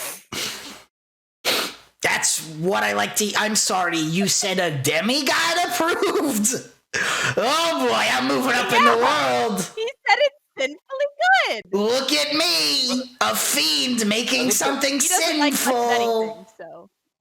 I was to say I turned to Pip Yap and I said, like, after you've served your sentence with Sylvira, you might consider opening like a breakfast, like a little breakfast nook. Oh, cool. If I need a tree, I know who to hire. What? You hire a tree? Well, if it'll keep him from talking, yes. Buddy, your tree puns are so bad, I think you better leave. Kill he was choked on a bite. shoves his fist down his throat and just throws up all over you. That's disgusting. I don't even know what's going on anymore. I'm just sort of Can I here. roll? Is that a roll? No, to that's attack? just 'Cause I want to dodge it. Okay, then I can Okay, give me Okay, a dodge. give me a deck save.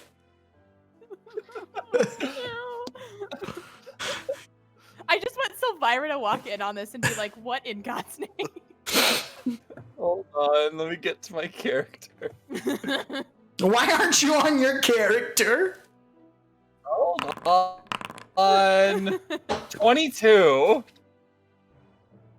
That. That a 20 So- plus 3 plus 3. Sylvira comes from upstairs, from her laboratory area, and watches you dodge out of the way as Pip-Yap projectile vomits, hitting the window, and you watch the window kind of like melt a little bit.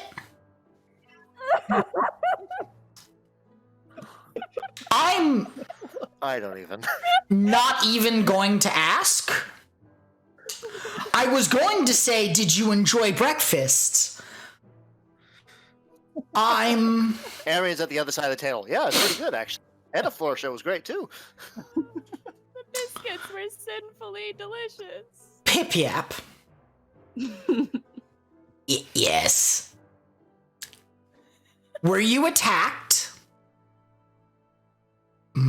Yes. Pip-Yap. Were you attacked? No. Uh-oh. Spaghetti-o.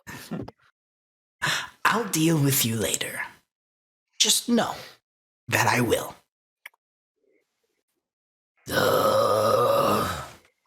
He pulls out a flask and drinks. We have about an hour before everyone should be arriving. We'll be having the meeting upstairs in my lab. At least it'll smell like the breakfast spread. I'm just happy that it won't smell like Pip-Yap's puke. What does it smell like? Broken glass. You don't really want to think about it, but it reminds you. It reminds you of the sewers underneath Baldur's Gate. Fantastic. Mm-hmm. You hear in your head, Emerald. Yeah, watch out! I'll get you next time. I throw him like a casual, like a playful wink. I got more bile where that comes from. Can I like think back at him, or is it just a one way? You can try. I'll just throw him a playful wink. Bitch.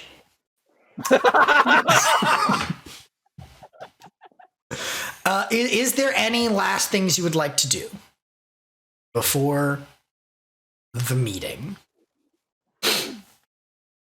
Groom my pet mouse. Wipe the crumbs off Gargon. Reginald's looking mighty fine. Yes. The hour goes by as you guys digest. A wizard comes by and prestidigitates the bile away from the window, which now has a melty point in the center of it. And near the end of the hour, Sylvira goes up to you, Emerald. We're gonna be needing, if you come up with me, everybody, and she guides you guys up the stairs to the room that the meeting will be taking place in. Okay. There is a wooden table at the center of the room. there's an iron tripod centered on the table with an azure crystal. She goes to you, Emerald. If you could put the puzzle box there on the table. And actually, Killith, could you put the shield on the table as well? Yep, I'll take out the puzzle box and put it on the table. Okay. You also notice off to the side of the table is a large and sturdy-looking chest. And she goes to if you would like to wait. She snaps her fingers and a set. There's like, let me see how many chairs are there. 1, 2, 3, 4, 5. There's 15 chairs. And Pip Yap goes, "What am I supposed to do? Just fucking hover? I'm fat." She snaps her fingers, and there is a parrot-like stand off to the side. He's like, "I meant a chair, you heartless bitch." A perch. Oh, God. And she sits there, and Pip Yap sits there, and she gestures at the table for you all to take a seat. All right. A few minutes after you guys take a seat, there is a flash of light and what appears to be a 17-year-old teenage girl. Hell yeah. In a red cassock just appears to the left of the table. And okay, hi, hello, everyone. Here. She sits down and takes out a couple of books. It looks like she pulls out like a pen as if she's about to take notes. And then, oh God, what is his name? Why can't I remember? Fallister, he's still here. Oh, yeah. He leans over. That is Jing Fei. She is the great reader of necromancy. A few moments after Jing Fei sits down, the man who was at the Emerald Door yesterday appears, wearing a bright emerald green cowl. Again, Falshly, that's Rafik, the keeper of the Emerald Door. But you probably could have figured that out. Yeah. Rafik's like, yes, hello. He sits down, starts nodding off. There's another flash of light, and nobody's there. Spell not working. What?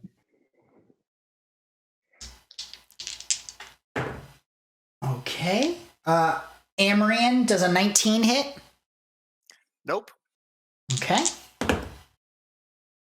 It does a 21 hit. Shenanigans.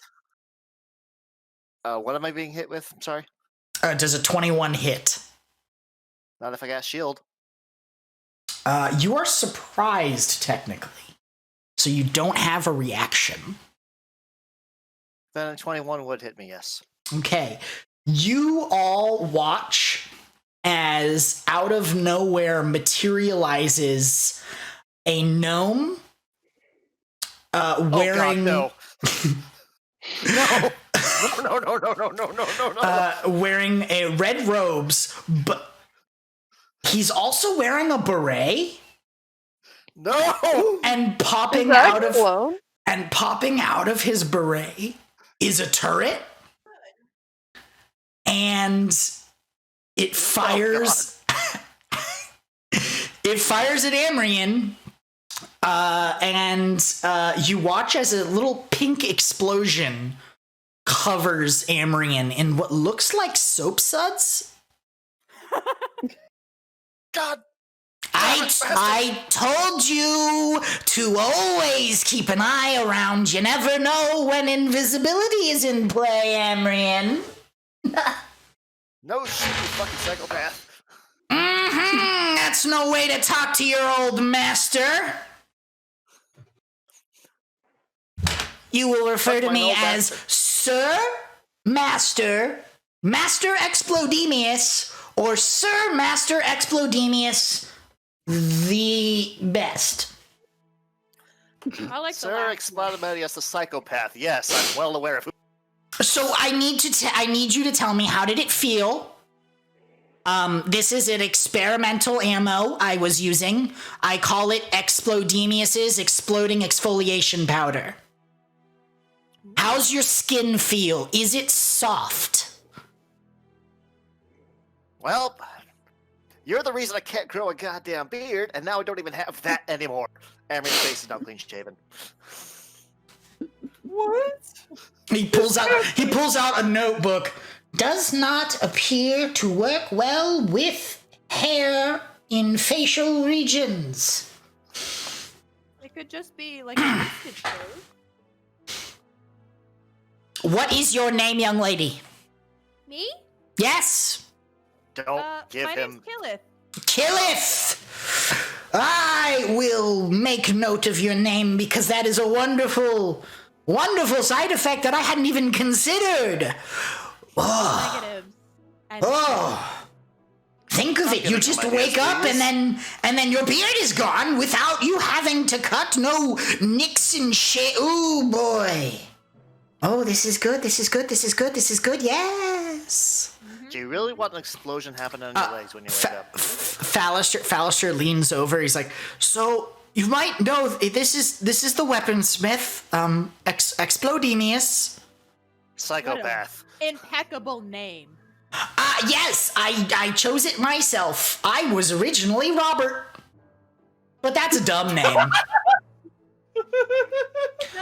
I picked one that was much closer to what I want to do with my life.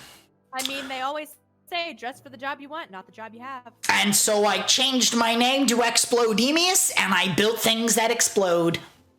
See? Woohoo! How's your own turret coming along? Since I taught you it so long ago. Doing just fine. That's it? That's all you're getting. It comes in handy. I don't a like lot. you, Master. Wow. After all It's those not like you made years. After you all those exploded years me. of. How many times? And how many times are you alive? Has any one of those explosions really done any lasting harm? Yes. Yes, they did. I don't see it that way. And as he says that, there is another explosion as somebody else pops in. And you don't like. Arian dies on the table. Arian dies like. See now he's thinking like he should. That could have been somebody bad. You guys look for a minute there. You're like, oh, did somebody else invisible pop in? And then you notice smaller than anything you've seen before, an otter in a red robe. What? My goodness. Aww. Yep, okay. Are we ready to start this meeting? Is everybody here yet? No, Traxagore, everyone's not here yet. Oh, okay. And then the otter just climbs up onto the table and takes a seat. This is a great cast of characters you have here. As you say that, a female elf appears dressed in a purple scowl. You recognize her as actually a cowl. Not a scowl, a purple cowl. She's one of the people who were at the gate the day before. She must actually be the gate warden of Candlekeep. And then as I just keep fucking. As these people are showing up, they're all like exchanging greetings with each other. You know, they start talking about different things. Oh, did you hear that Mordenkainen left blah, blah, blah, blah, blah. All sorts of talks. Another little explosion comes, and there is looks like the oldest female dwarf you've ever seen, wearing a red robe. And she pops up, and everyone looks at her like, ugh. I told you would all be here one day. I told you. Doom and misery upon us all. I warned you all. You know. And Fallister just like sighs and whispers over at you guys. That's Milby. She's the great reader of divination. She's good at divining. She's not great at determining. She'll see a coffee cup fall over and assume there's an earthquake. Oh. It's a coffee cup will fall over, but it's not because there. You know what I'm saying? Yeah. Okay. And then after everybody's like been sitting for a few minutes and just like looking around, waiting, finally a older male human pops into existence wearing pure white robes. And everyone quiets up the second he comes, and he like nods at everyone and takes a seat at the head of the table. And once everybody has sort of like quieted down a bit, he motions over to Sylvira, and she stands up. Members of the Conclave, welcome. I am confident that you've all read the report that I prepared last night, so there's no need to recap those matters now. The city of El Terrell waits in Avernus as we speak. We must act and save the city and its citizens from being damned to eternal suffering as newly recruited souls in the Blood War. Now here, and she motions over at you guys, here are the adventurers that have risked so much to uncover these disturbing tidings. So please, if you have any questions about what has been uncovered so far, question them as you wish. And they all just like turn and look at you. Jing Fei is actually the first one to speak up. I said in the report that you fought the Dead 3 cult, the cult of the Dead 3. I was wondering if you could tell me more about that. How many occultists were there? A couple. A couple? Do you not have anything more concrete than that? More than 3? I think we at least encountered over 20, 25. Okay, and how many would you say that you killed? 20. 20, 25. 20. Okay. Are you, with everything that you have said so far, are you sure that they're no longer a threat to Baldur's Gate? No, considering some of the things we killed are imps. You know they don't Stranger die. things have happened. I mean, as long as one person believes in their ideology, probably never going to exterminate them. As you guys kind of say that, the female elf in the purple cowl, Sarah Surreal, speaks up. Actually, I have one question about that as well. When you said that you fought imps, when you confronted Duke Van Thampa, why did you do that? Why were you? Why did your man? What led you to Duke Van Thamper's doorstep? We were first investigating what was called the Cult of the Dead 3, and her son was in charge of the entire operation. Oh, okay. What was her son's name? God, you're actually making me remember things out of character. We've had sessions since then, okay? It's been weeks. No, I understand. I understand. When you were up against the Duke, were you aware she was in league with Zariel? Not with Zariel specifically, but we did know she was in league with demons, considering they were, holding mass. We also did as you say that, the otter leaps up on the table. Actually, I do have a question about that particular avenue. What you said you faced devils. You specifically mentioned imps. Have you faced many devils in this? There was a barb devil. There was the imps, or the bearded devil. Spine devils. We had a couple of those. That's quite a. Okay, that's actually quite impressive. Do you think you're capable of doing more? Maybe. I learned from that psychopath. Of course I am. The psychopath. Yes, probably. And actually, as he starts nodding, his eyes kind of lock onto the shield. And Explodenius, weaponsmith of Candlekeep. Yes. What is that? And why does it reek of magic? Oh boy. Is that it? Is that the shield? Is that it? Savira already confirmed it. Oh, yeah, then yeah, okay. Wow. Whew, that reeks of powerful magic. Who here is wielding this sucker?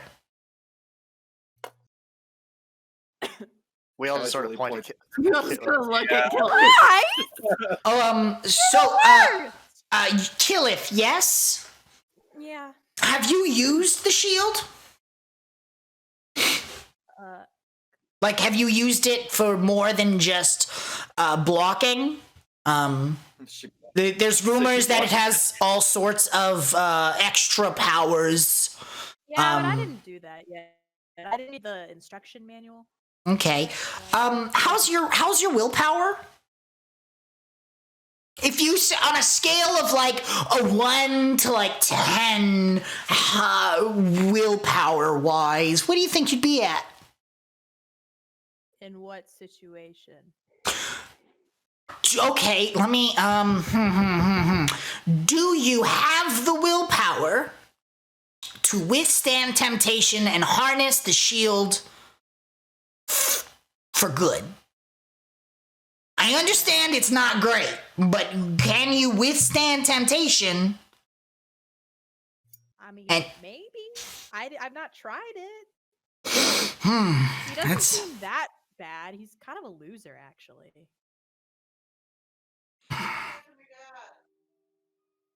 You hear a low growl in your head, Killith. Okay, but what kind of idiot gets themselves trapped in a shield? Come on. The dwarf speaks up. Why are we even questioning them? This is we should be searching for adventures of actual power. We should be sending missives to Candlekeep. We should be talking to Laura Silverhand. We should be finding out where Artis Simber is. We should even be looking for fucking Dritz Duarden. But why are we wasting time talking to these lessers? And do you really have time to try to find these people? I don't think you do. The man in white doesn't say anything, but he does just motion over at Amrian and nods, like agreeing with what he has said. Then Rafik, who is the in the emerald coat, kind of like looks over at everybody, and he motions at Feyre. why do you remain silent? What do you have to say about the fate of Elturel?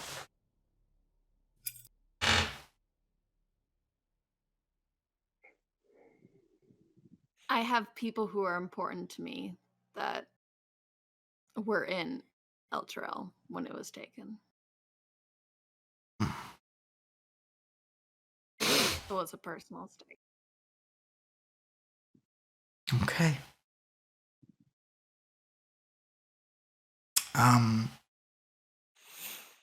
That is good to hear. And then as they kind of like finish their questioning, they all just erupt into speaking over each other. Just like remarking on the things that you've said, and this goes on for a few minutes. Just back and forth, very loud, until finally the first reader... Quiet! He says, standing up. His face is ashen, his voice steady. Elturel has fallen. Zariel has claimed it along with all of its people. The city is no more, it's gone to Avernus. Silvira, you're the expert in these matters, what can be done? Silvira stands up and says with a slightly trembling voice, best I can reckon, someone needs to travel to Avernus and nullify the pact that Thavius Krieg made with Zariel. There are a ton of different ways that this can be done. The one that I'm first considering is... the companion above Elturel is the fulfillment of this pact. Yes? And everyone's like, yes. That's what it said in the thing, yeah. Therefore, if it's destroyed, Elturel is freed from damnation. I was like, oh. This is the most hazardous journey imaginable, says the first reader. Who would dare undertake it? And as if the prophet of Alawando himself willed it, the chant seems to fill the room.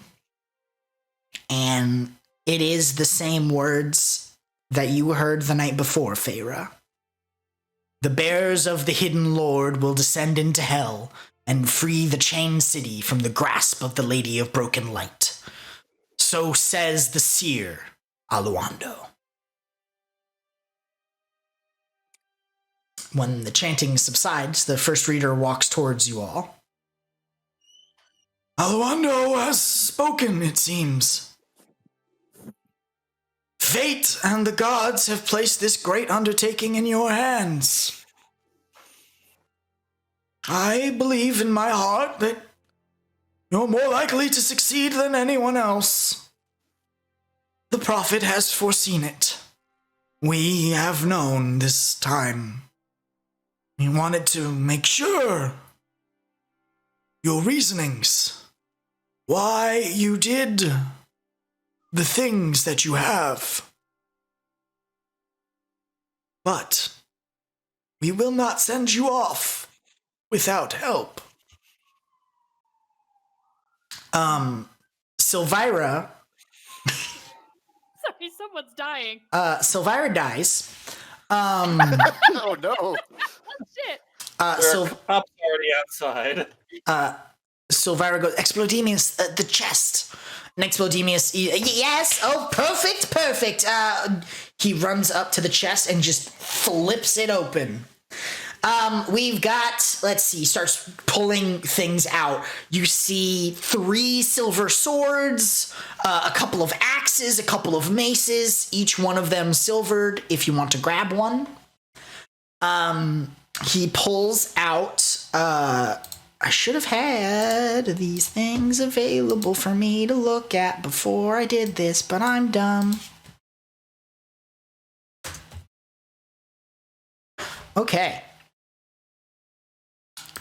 He pulls out a set of shackles. Okay. Oh my god. What am I hearing? I don't know. It's not me. That was my No, roommate. it's Odin. It's those damn clockwork pigeons. She's suffocating them. They're finally dying. These are dimensional shackles. They are like gold with several runes on the cuffs. These basically, if they are knocked out, if you knock out somebody, you can put these on. They're adjustable. So if you catch something that's, say, small, you could, slap these bad boys on and tighten them up. Or if you captured something as large as a giant, you could slap these bad boys on and it would work just as well. Now, in addition to being just normal manacles, these bad boys have an enchantment on them that prevents any creature bound by them from using any method of extra-dimensional movement. So, blink, teleport, plane shift, anything like that will prevent whoever's wearing them from going through. No dimensional door, no way to escape. If there's a portal that's like a natural portal, they can go through that. But like spell-wise, they're very, very hard to remove, except by the people who put them on, and any other person you say can remove them. If a creature is really, really strong, they might be able to break out of them maybe like once a month, but probably not. These bad boys have some great shit on them. Then he pulls out he pulls out a small bag. Oh no. He pulls out a small bag. Now, have you all heard the story, James and the giant beanstalk? Oh no. Oh no. No. Well, these babies are pretty much them. It's a bag of beans. So, give me 1 second. I need to roll some. You do. Yes. Motomi does, yeah. This. Oh god. There are 7 beans in here. Oh god. Take care. It's more fun when you don't know what happens. You gotta bury them though. Okay, moving on. I gotta realize I'm not Pip Yap. I am Explodemius. He pulls out a necklace. This sucker right here is a necklace of adaptation. Let me look at what this does. Should have had all these things. This is a special kind of a necklace. It sort of adapts you to the environment you're in.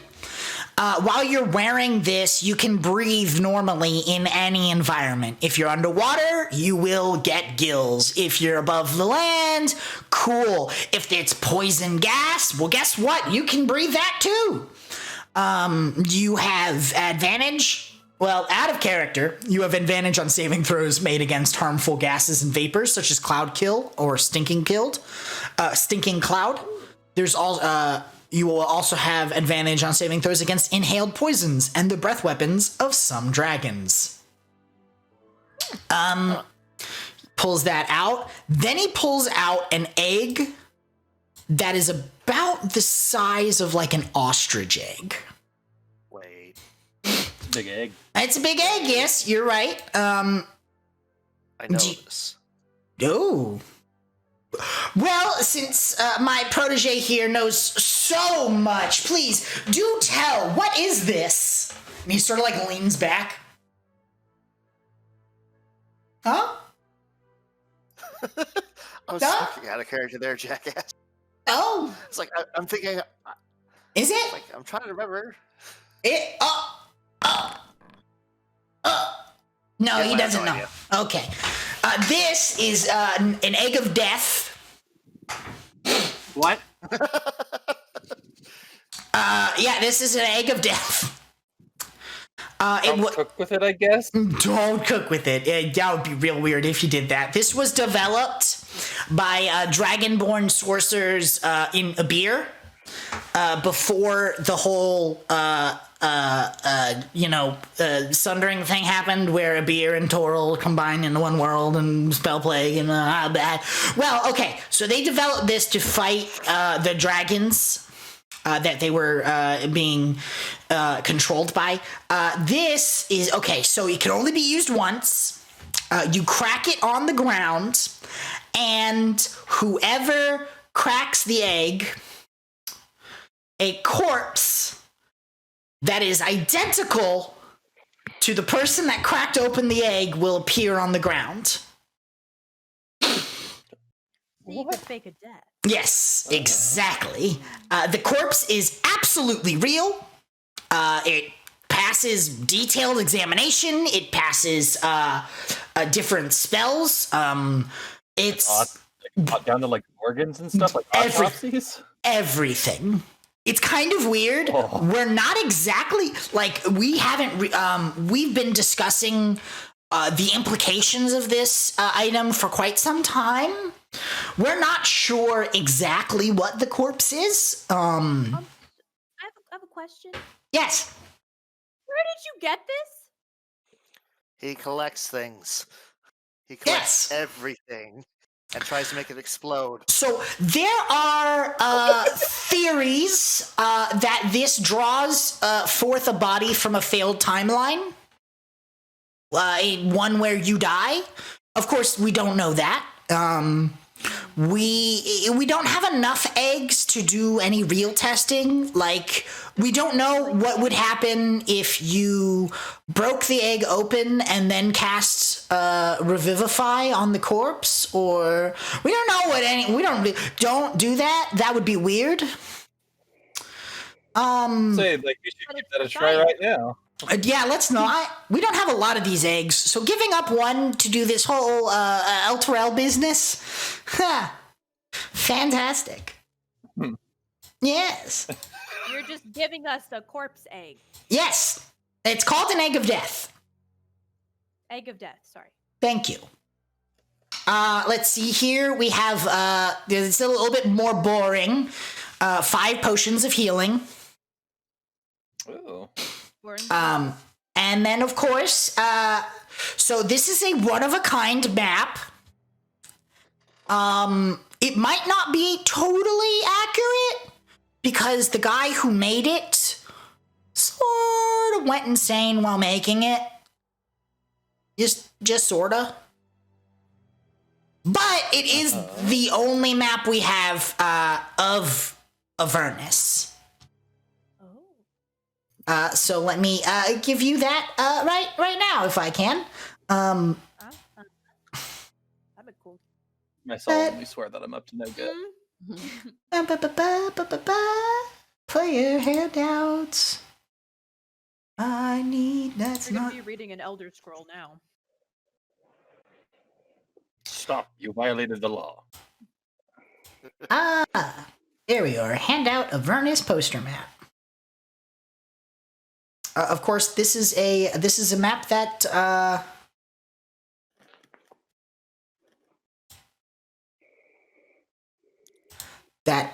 viewers of my apartment will know. Ooh. I have a copy of it myself. Now, these locations, from what we've gathered, none of these are set in stone. Apparently, Avernus is an ever-shifting place. Is that Sauron? No, that's a different universe. Hell wasp nests? Bone brambles. It's quite possible there's some nasty things down there. Well, maybe Like a little flying bit. fortress. They have B-17s in I Avernus. like how there's just an ominous obelisk. Yeah. Just nothing else. Isn't it Just just called obelisk. obelisk? Now, like I said, the guy who made this went nuts while making it, so be careful. But we figure it's the best way for you to get around in Avernus. And then Jingfe goes, this is all very well, the child archmage says, but how will they get to Avernus? And how will they find El Terrell once they get there? Avernus is enormous. And one by one, all of the other heads of Candlekeep turn and look at the Milby, the great reader of divination. Let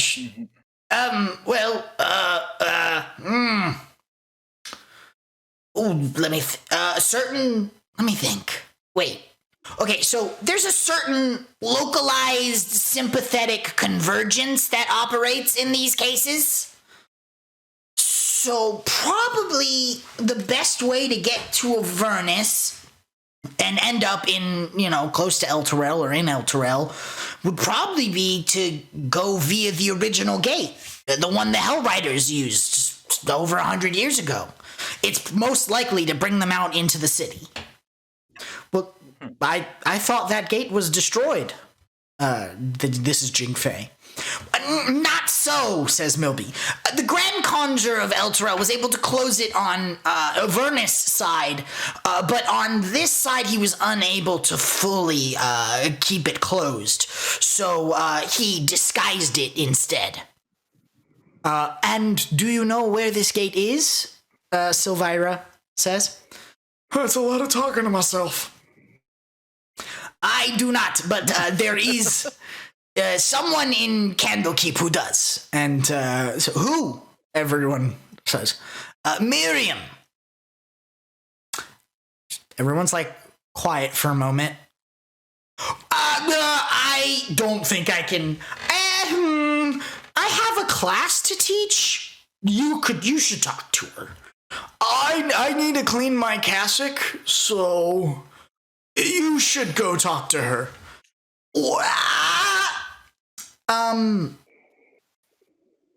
So no one wants to talk to this person. Motomi, what would you say you're doing during all of this? Oh no.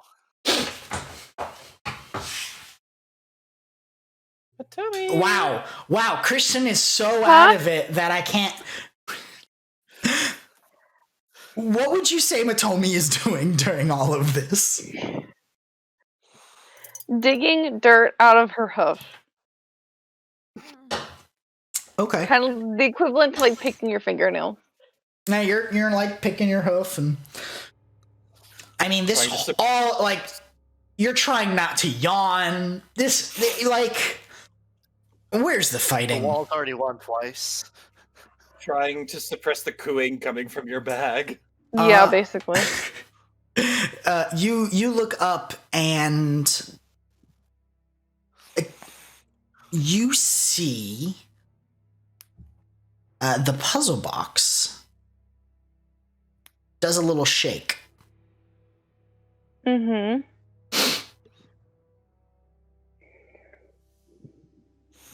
Shakes again. Mm-hmm. As you watch it, just very faintly, this red smoke begins so imperceptibly, but begins exiting the box. I'm not sure I like that. I'm not sure you like what. What? And as you say that out loud, it begins audibly shaking. And what did you do to that thing? I swear I didn't do anything. Someone want to do probably something? grab the thing as he's like motioning to you guys to like grab everything that he just gave you. You watch red smoke just begin billowing out of the box, and out of the smoke you see one large horn, and then another. Amrian dies for all the equipment on the floor and stuffs it in the bag. Okay. Yeah. By the time you shove all of that in your bag, there is coming out of this box one of the largest devils you've ever seen. Everyone roll initiative. Oh, son of a bitch. Oh, shit. Oh, wait. And I'm not using the initiative tracker on no. Just because we don't have a map or anything for this. You'll see what happens. Use physical dice, I guess. Oh, neat. I am never rolling that well again. Okay. Amrian. Hold on. What's my initiative? I got 22. That's very nice. Emerald. 18. Okay. Motomi. 7. Oof. Killith. 20. Okay. And Feyre. 14. Okay.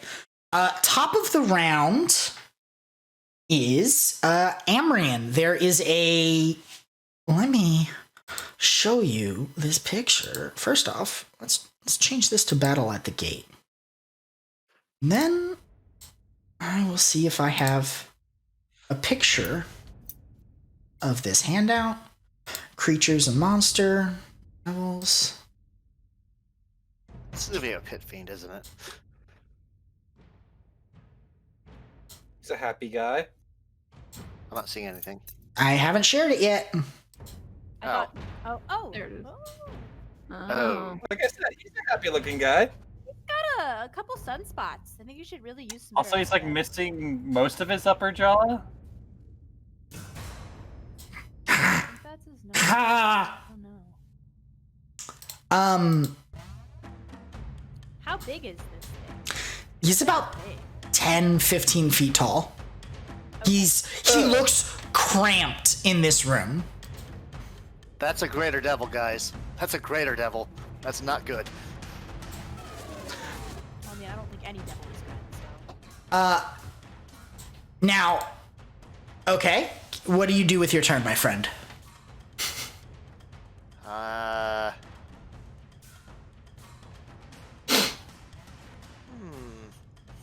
What do I do with my turn? That's a good question.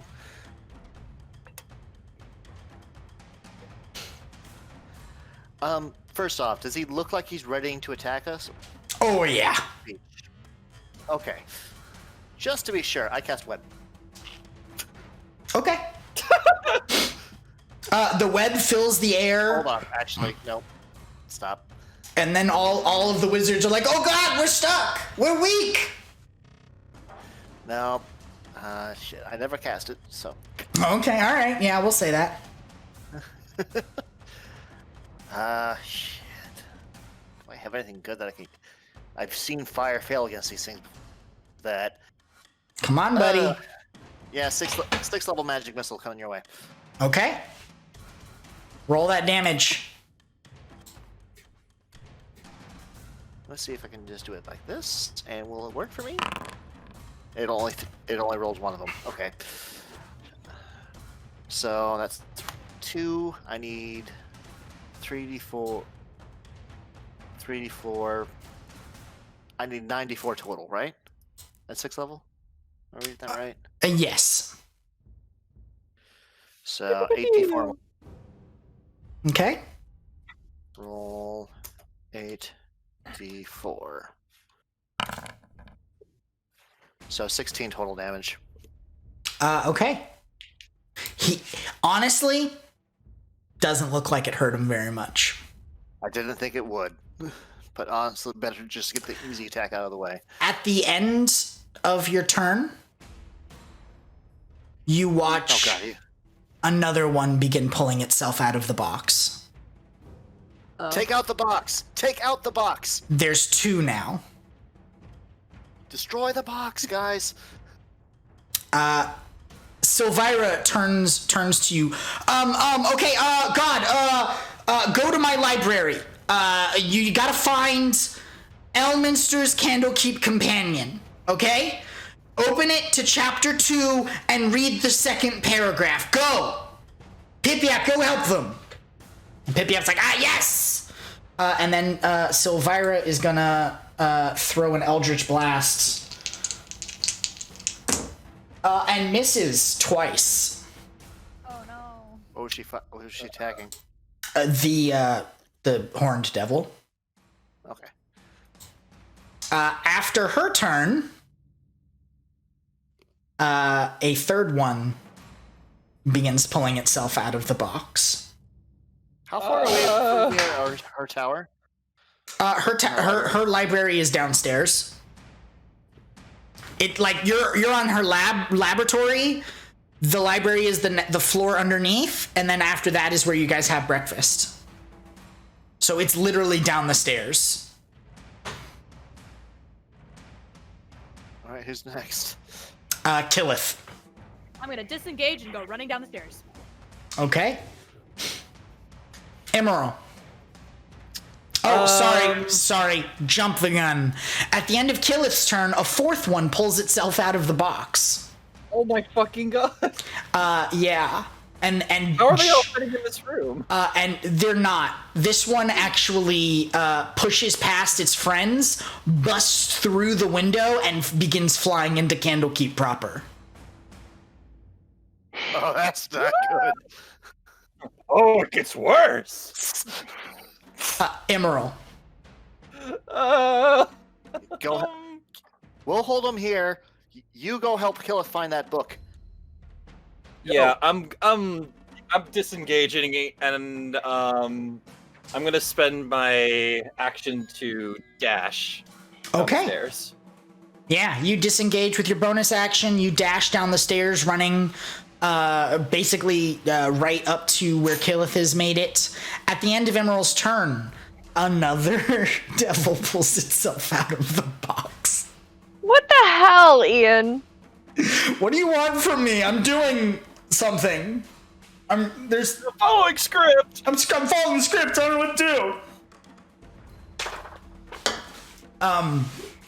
It too, this one, when it appears, it runs on up to Traxigor, the otter, and just punts it against the wall, and then dives out the window. How does Traxigor look? Like an unconscious otter, which is adorable, but also unconscious. He's playing with plastic keys in his sleeve. Feyre, it's your turn.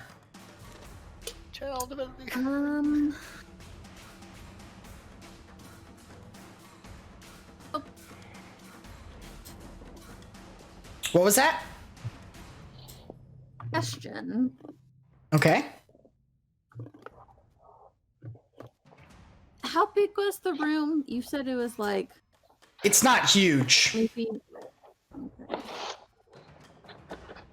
It's like a 15, 20 foot wide tower. Okay. Concentration up to a minute. I'm wondering if fire damage would even work on... It won't. Yeah, Probably not. So.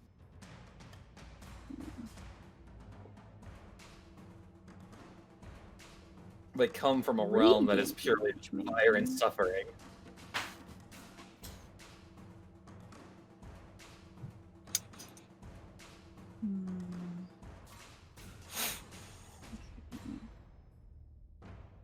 Damn.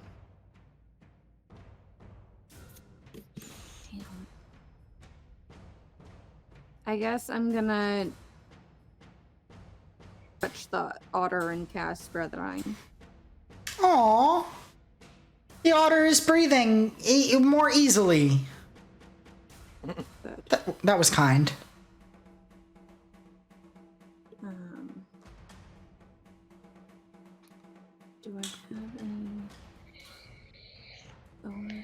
actions. Bonus action. Would it be possible to do a spiritual weapon? Since I only did a cantrip. Oh, yeah. Okay. Then I'll summon my spiritual weapon. Yeah, your spiritual weapon will pop up, I assume, next to one of the devils? Yeah. Okay. And your movement? Oh, you can make an attack right away. Oh, I can? Yeah, when you first cast the spell. Okay. Then I will attack. Sure. Let me roll to hit. That is 16 to hit. 16, it bats it away with its large wing. It doesn't make, it doesn't have any effect. Okay. Then I guess that's my turn. Oh no. At the end of your turn, a sixth devil pulls itself out of the box. Oh, Lord. Oh my god. Gimmick fight! Gimmick fight! I don't know what to tell you. Next in the order, Motomi. Ian, it's really hard for me not to have a visual during this fight of where things are and where people are. Okay. Can you paint the picture for me? Chaos. The air is full of fire and spells. Several devils smashing out of the windows. You can hear bells beginning to be rung all across the city, even as more are expelled from the box. So we're still in Candlekeep. A low throbbing horn begins blowing elsewhere in Candlekeep. It's chaos right now. All you know is Sylvira screamed at you guys to run downstairs. How many of us have run downstairs? 2. 2. Kill off an emerald.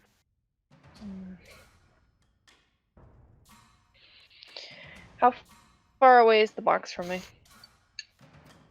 I mean, it was at the center of the table. So 5 feet. The table is now crushed under devil feet. Can I destroy the box? You would be aware of magical items. You know that they are basically impossible to destroy.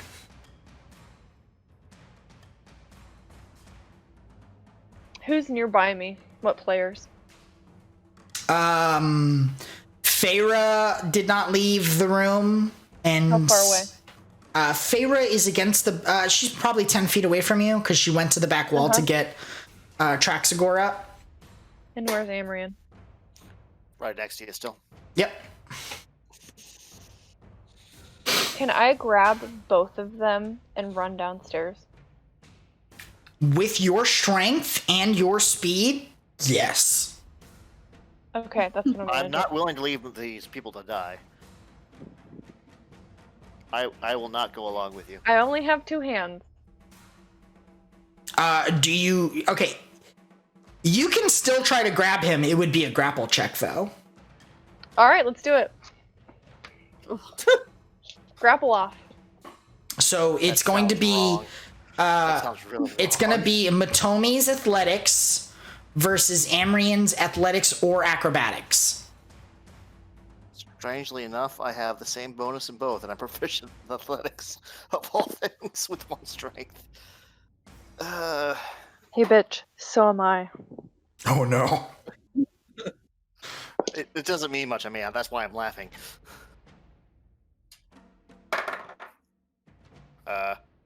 Okay, 22.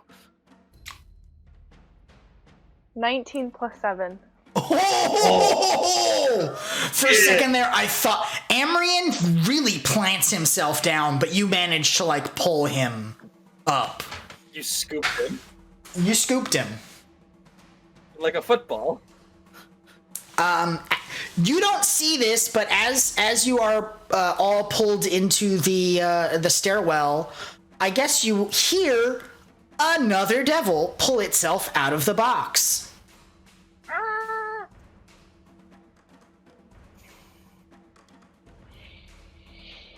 Okay, so I took Amrian and Farah on me and then ran down to be with Emerald. Okay, so that's where we are, okay? Correct.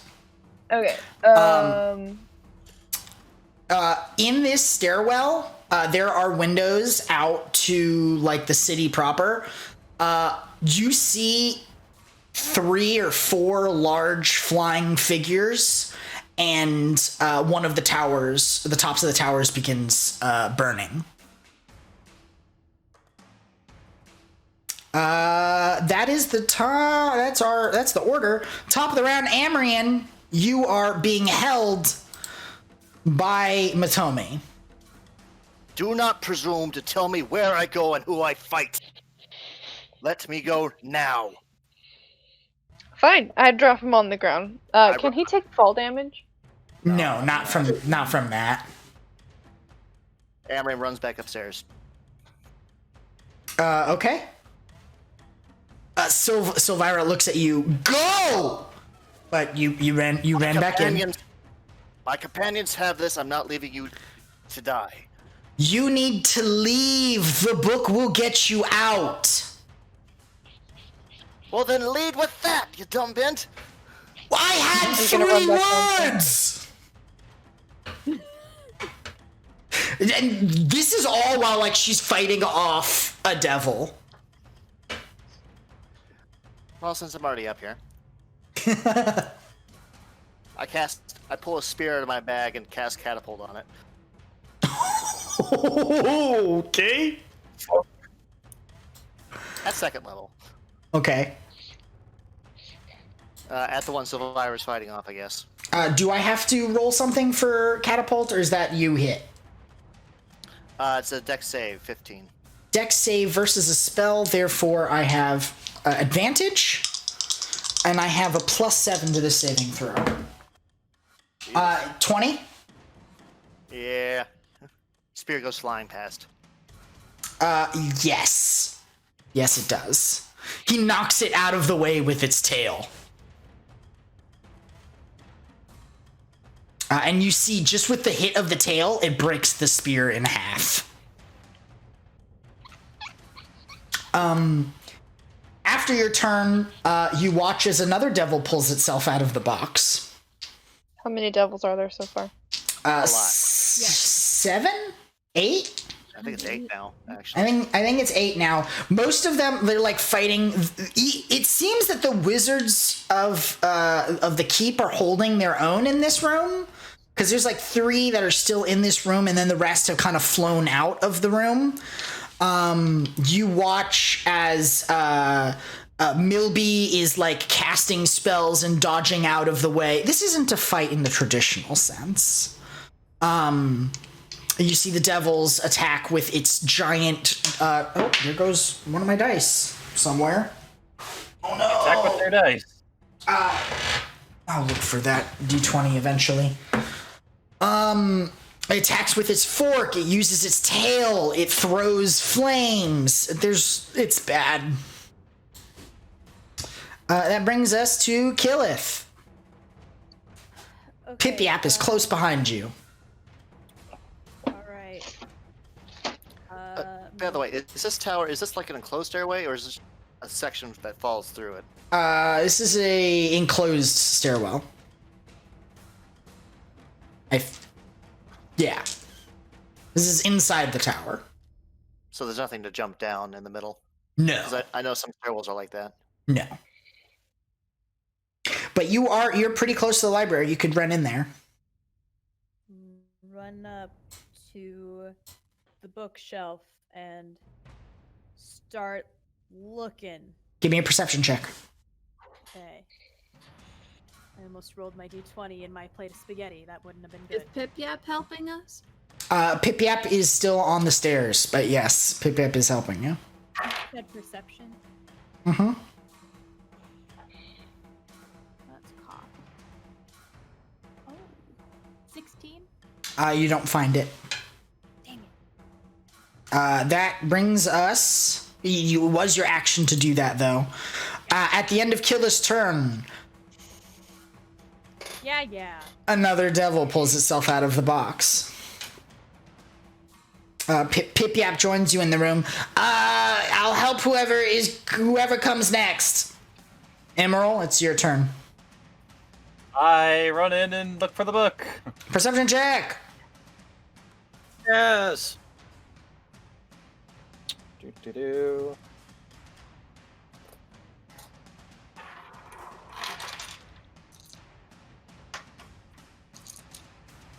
Da.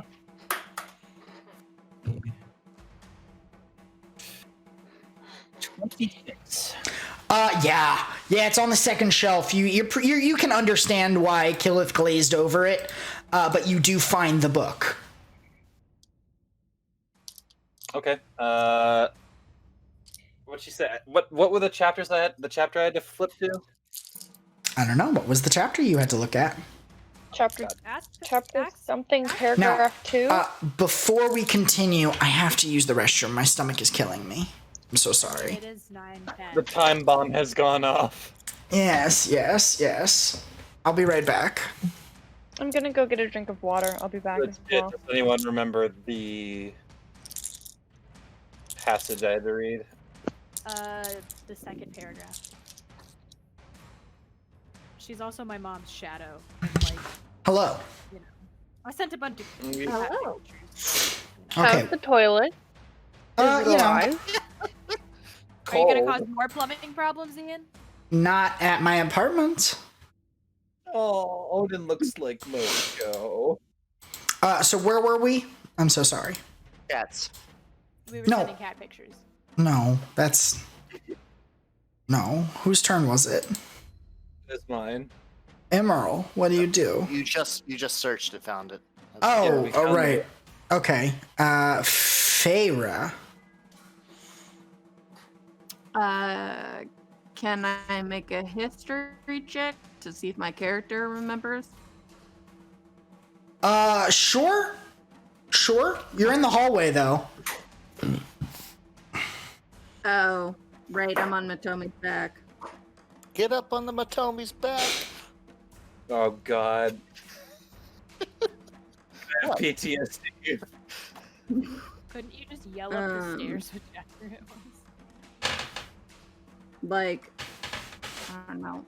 Emerald, how loud did you say that? Can I hear you? I mean, how far away is she from me?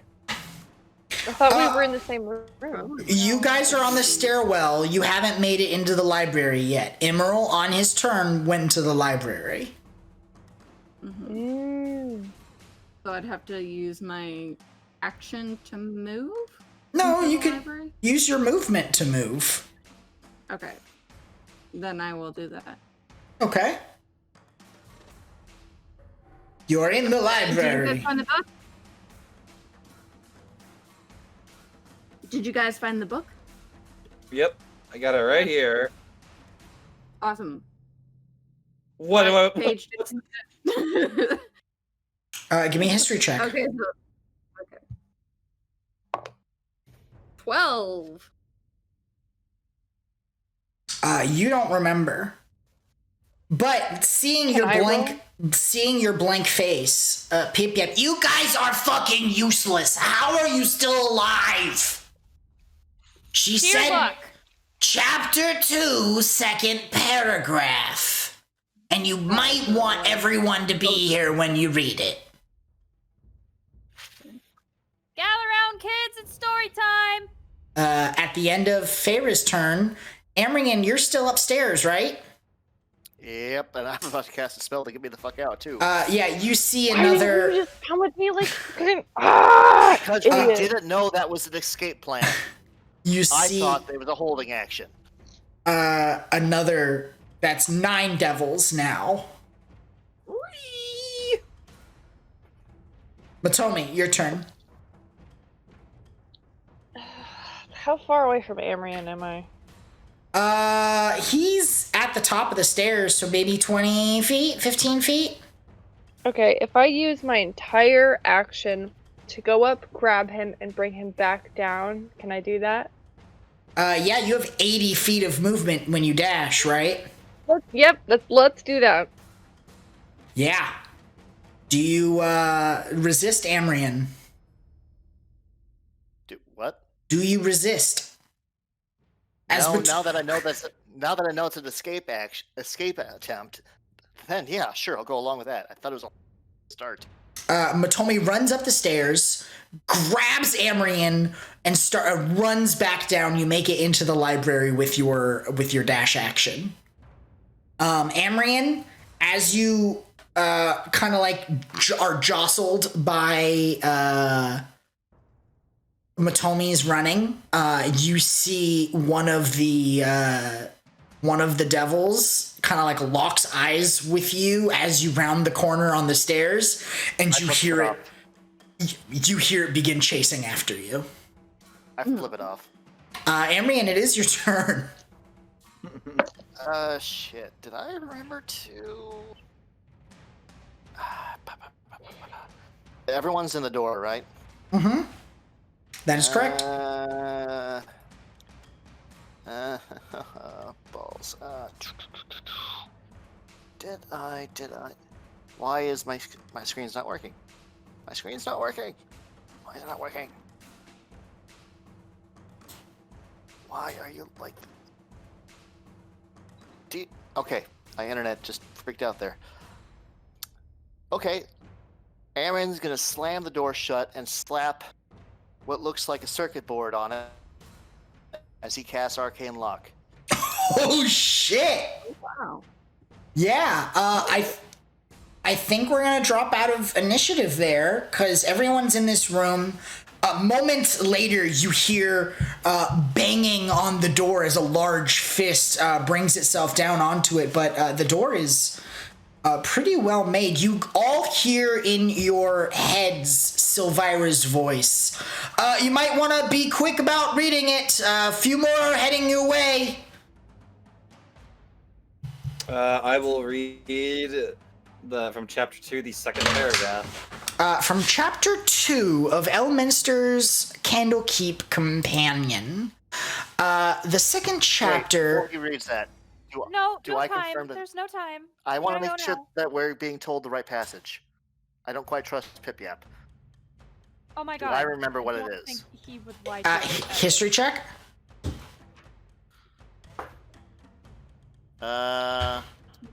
21. Yes, that is what she said. Okay. I don't trust the devils. Sorry. You begin reading. Chapter 2 details the different locales of Candlekeep. The second paragraph begins describing the caverns deep below, and as you finish reading that passage, all of you find yourselves standing in a wide tunnel with irregularly shaped stalactites hanging from the ceilings and small crystalline mineral deposits lining the walls. And we're in the caves, aren't we? As you have that thought, you see a faint silvery light up ahead, and sort of these ghostly teeth sort of just come out of nowhere, and some visitors. It's been such a long time since I've had anyone to talk to. Such a very, very long time. And that's where we're going to finish tonight's session. I like that. Your name's not Cheshire Cat, is it? No.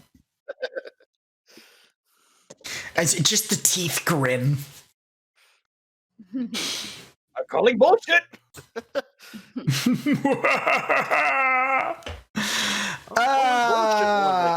Thank you everyone for joining us for session 35. I don't know how I keep thinking they're going to be in Avernus and then it never happens. We're gonna spend the entire next there's gonna be more pigeons down here. Yeah, there will be we will find the boss clockwork pigeon. Okay. Yeah, it it's was a the tavern, pigeons. Rocks. Tillith has to collect a bunch of rocks. Oh. Can I not have fun? We Yeah, love you. No. We're No. imploring it. We want more pigeons. More pigeons. Thank you all for joining us for session 35. All of our sounds and musics come from Syrinscape.com. Enhance your tabletop soundscape today. It's pretty All great. of our voice emulation comes from Voice Mod. That is correct as well. Thank you, everyone. See you next time. I'm gonna stop saying next week because That doesn't ever happen. It's yeah. Could you believe that as a group we used to play once a week? What happened to us? What happened? Dylan started working And pandemic. on Fridays. I don't work on Fridays anymore. It's not my fault. Thank the gods. I don't live there. Also, Oh, I'm Laura. the only person that doesn't live where you live. See you next time.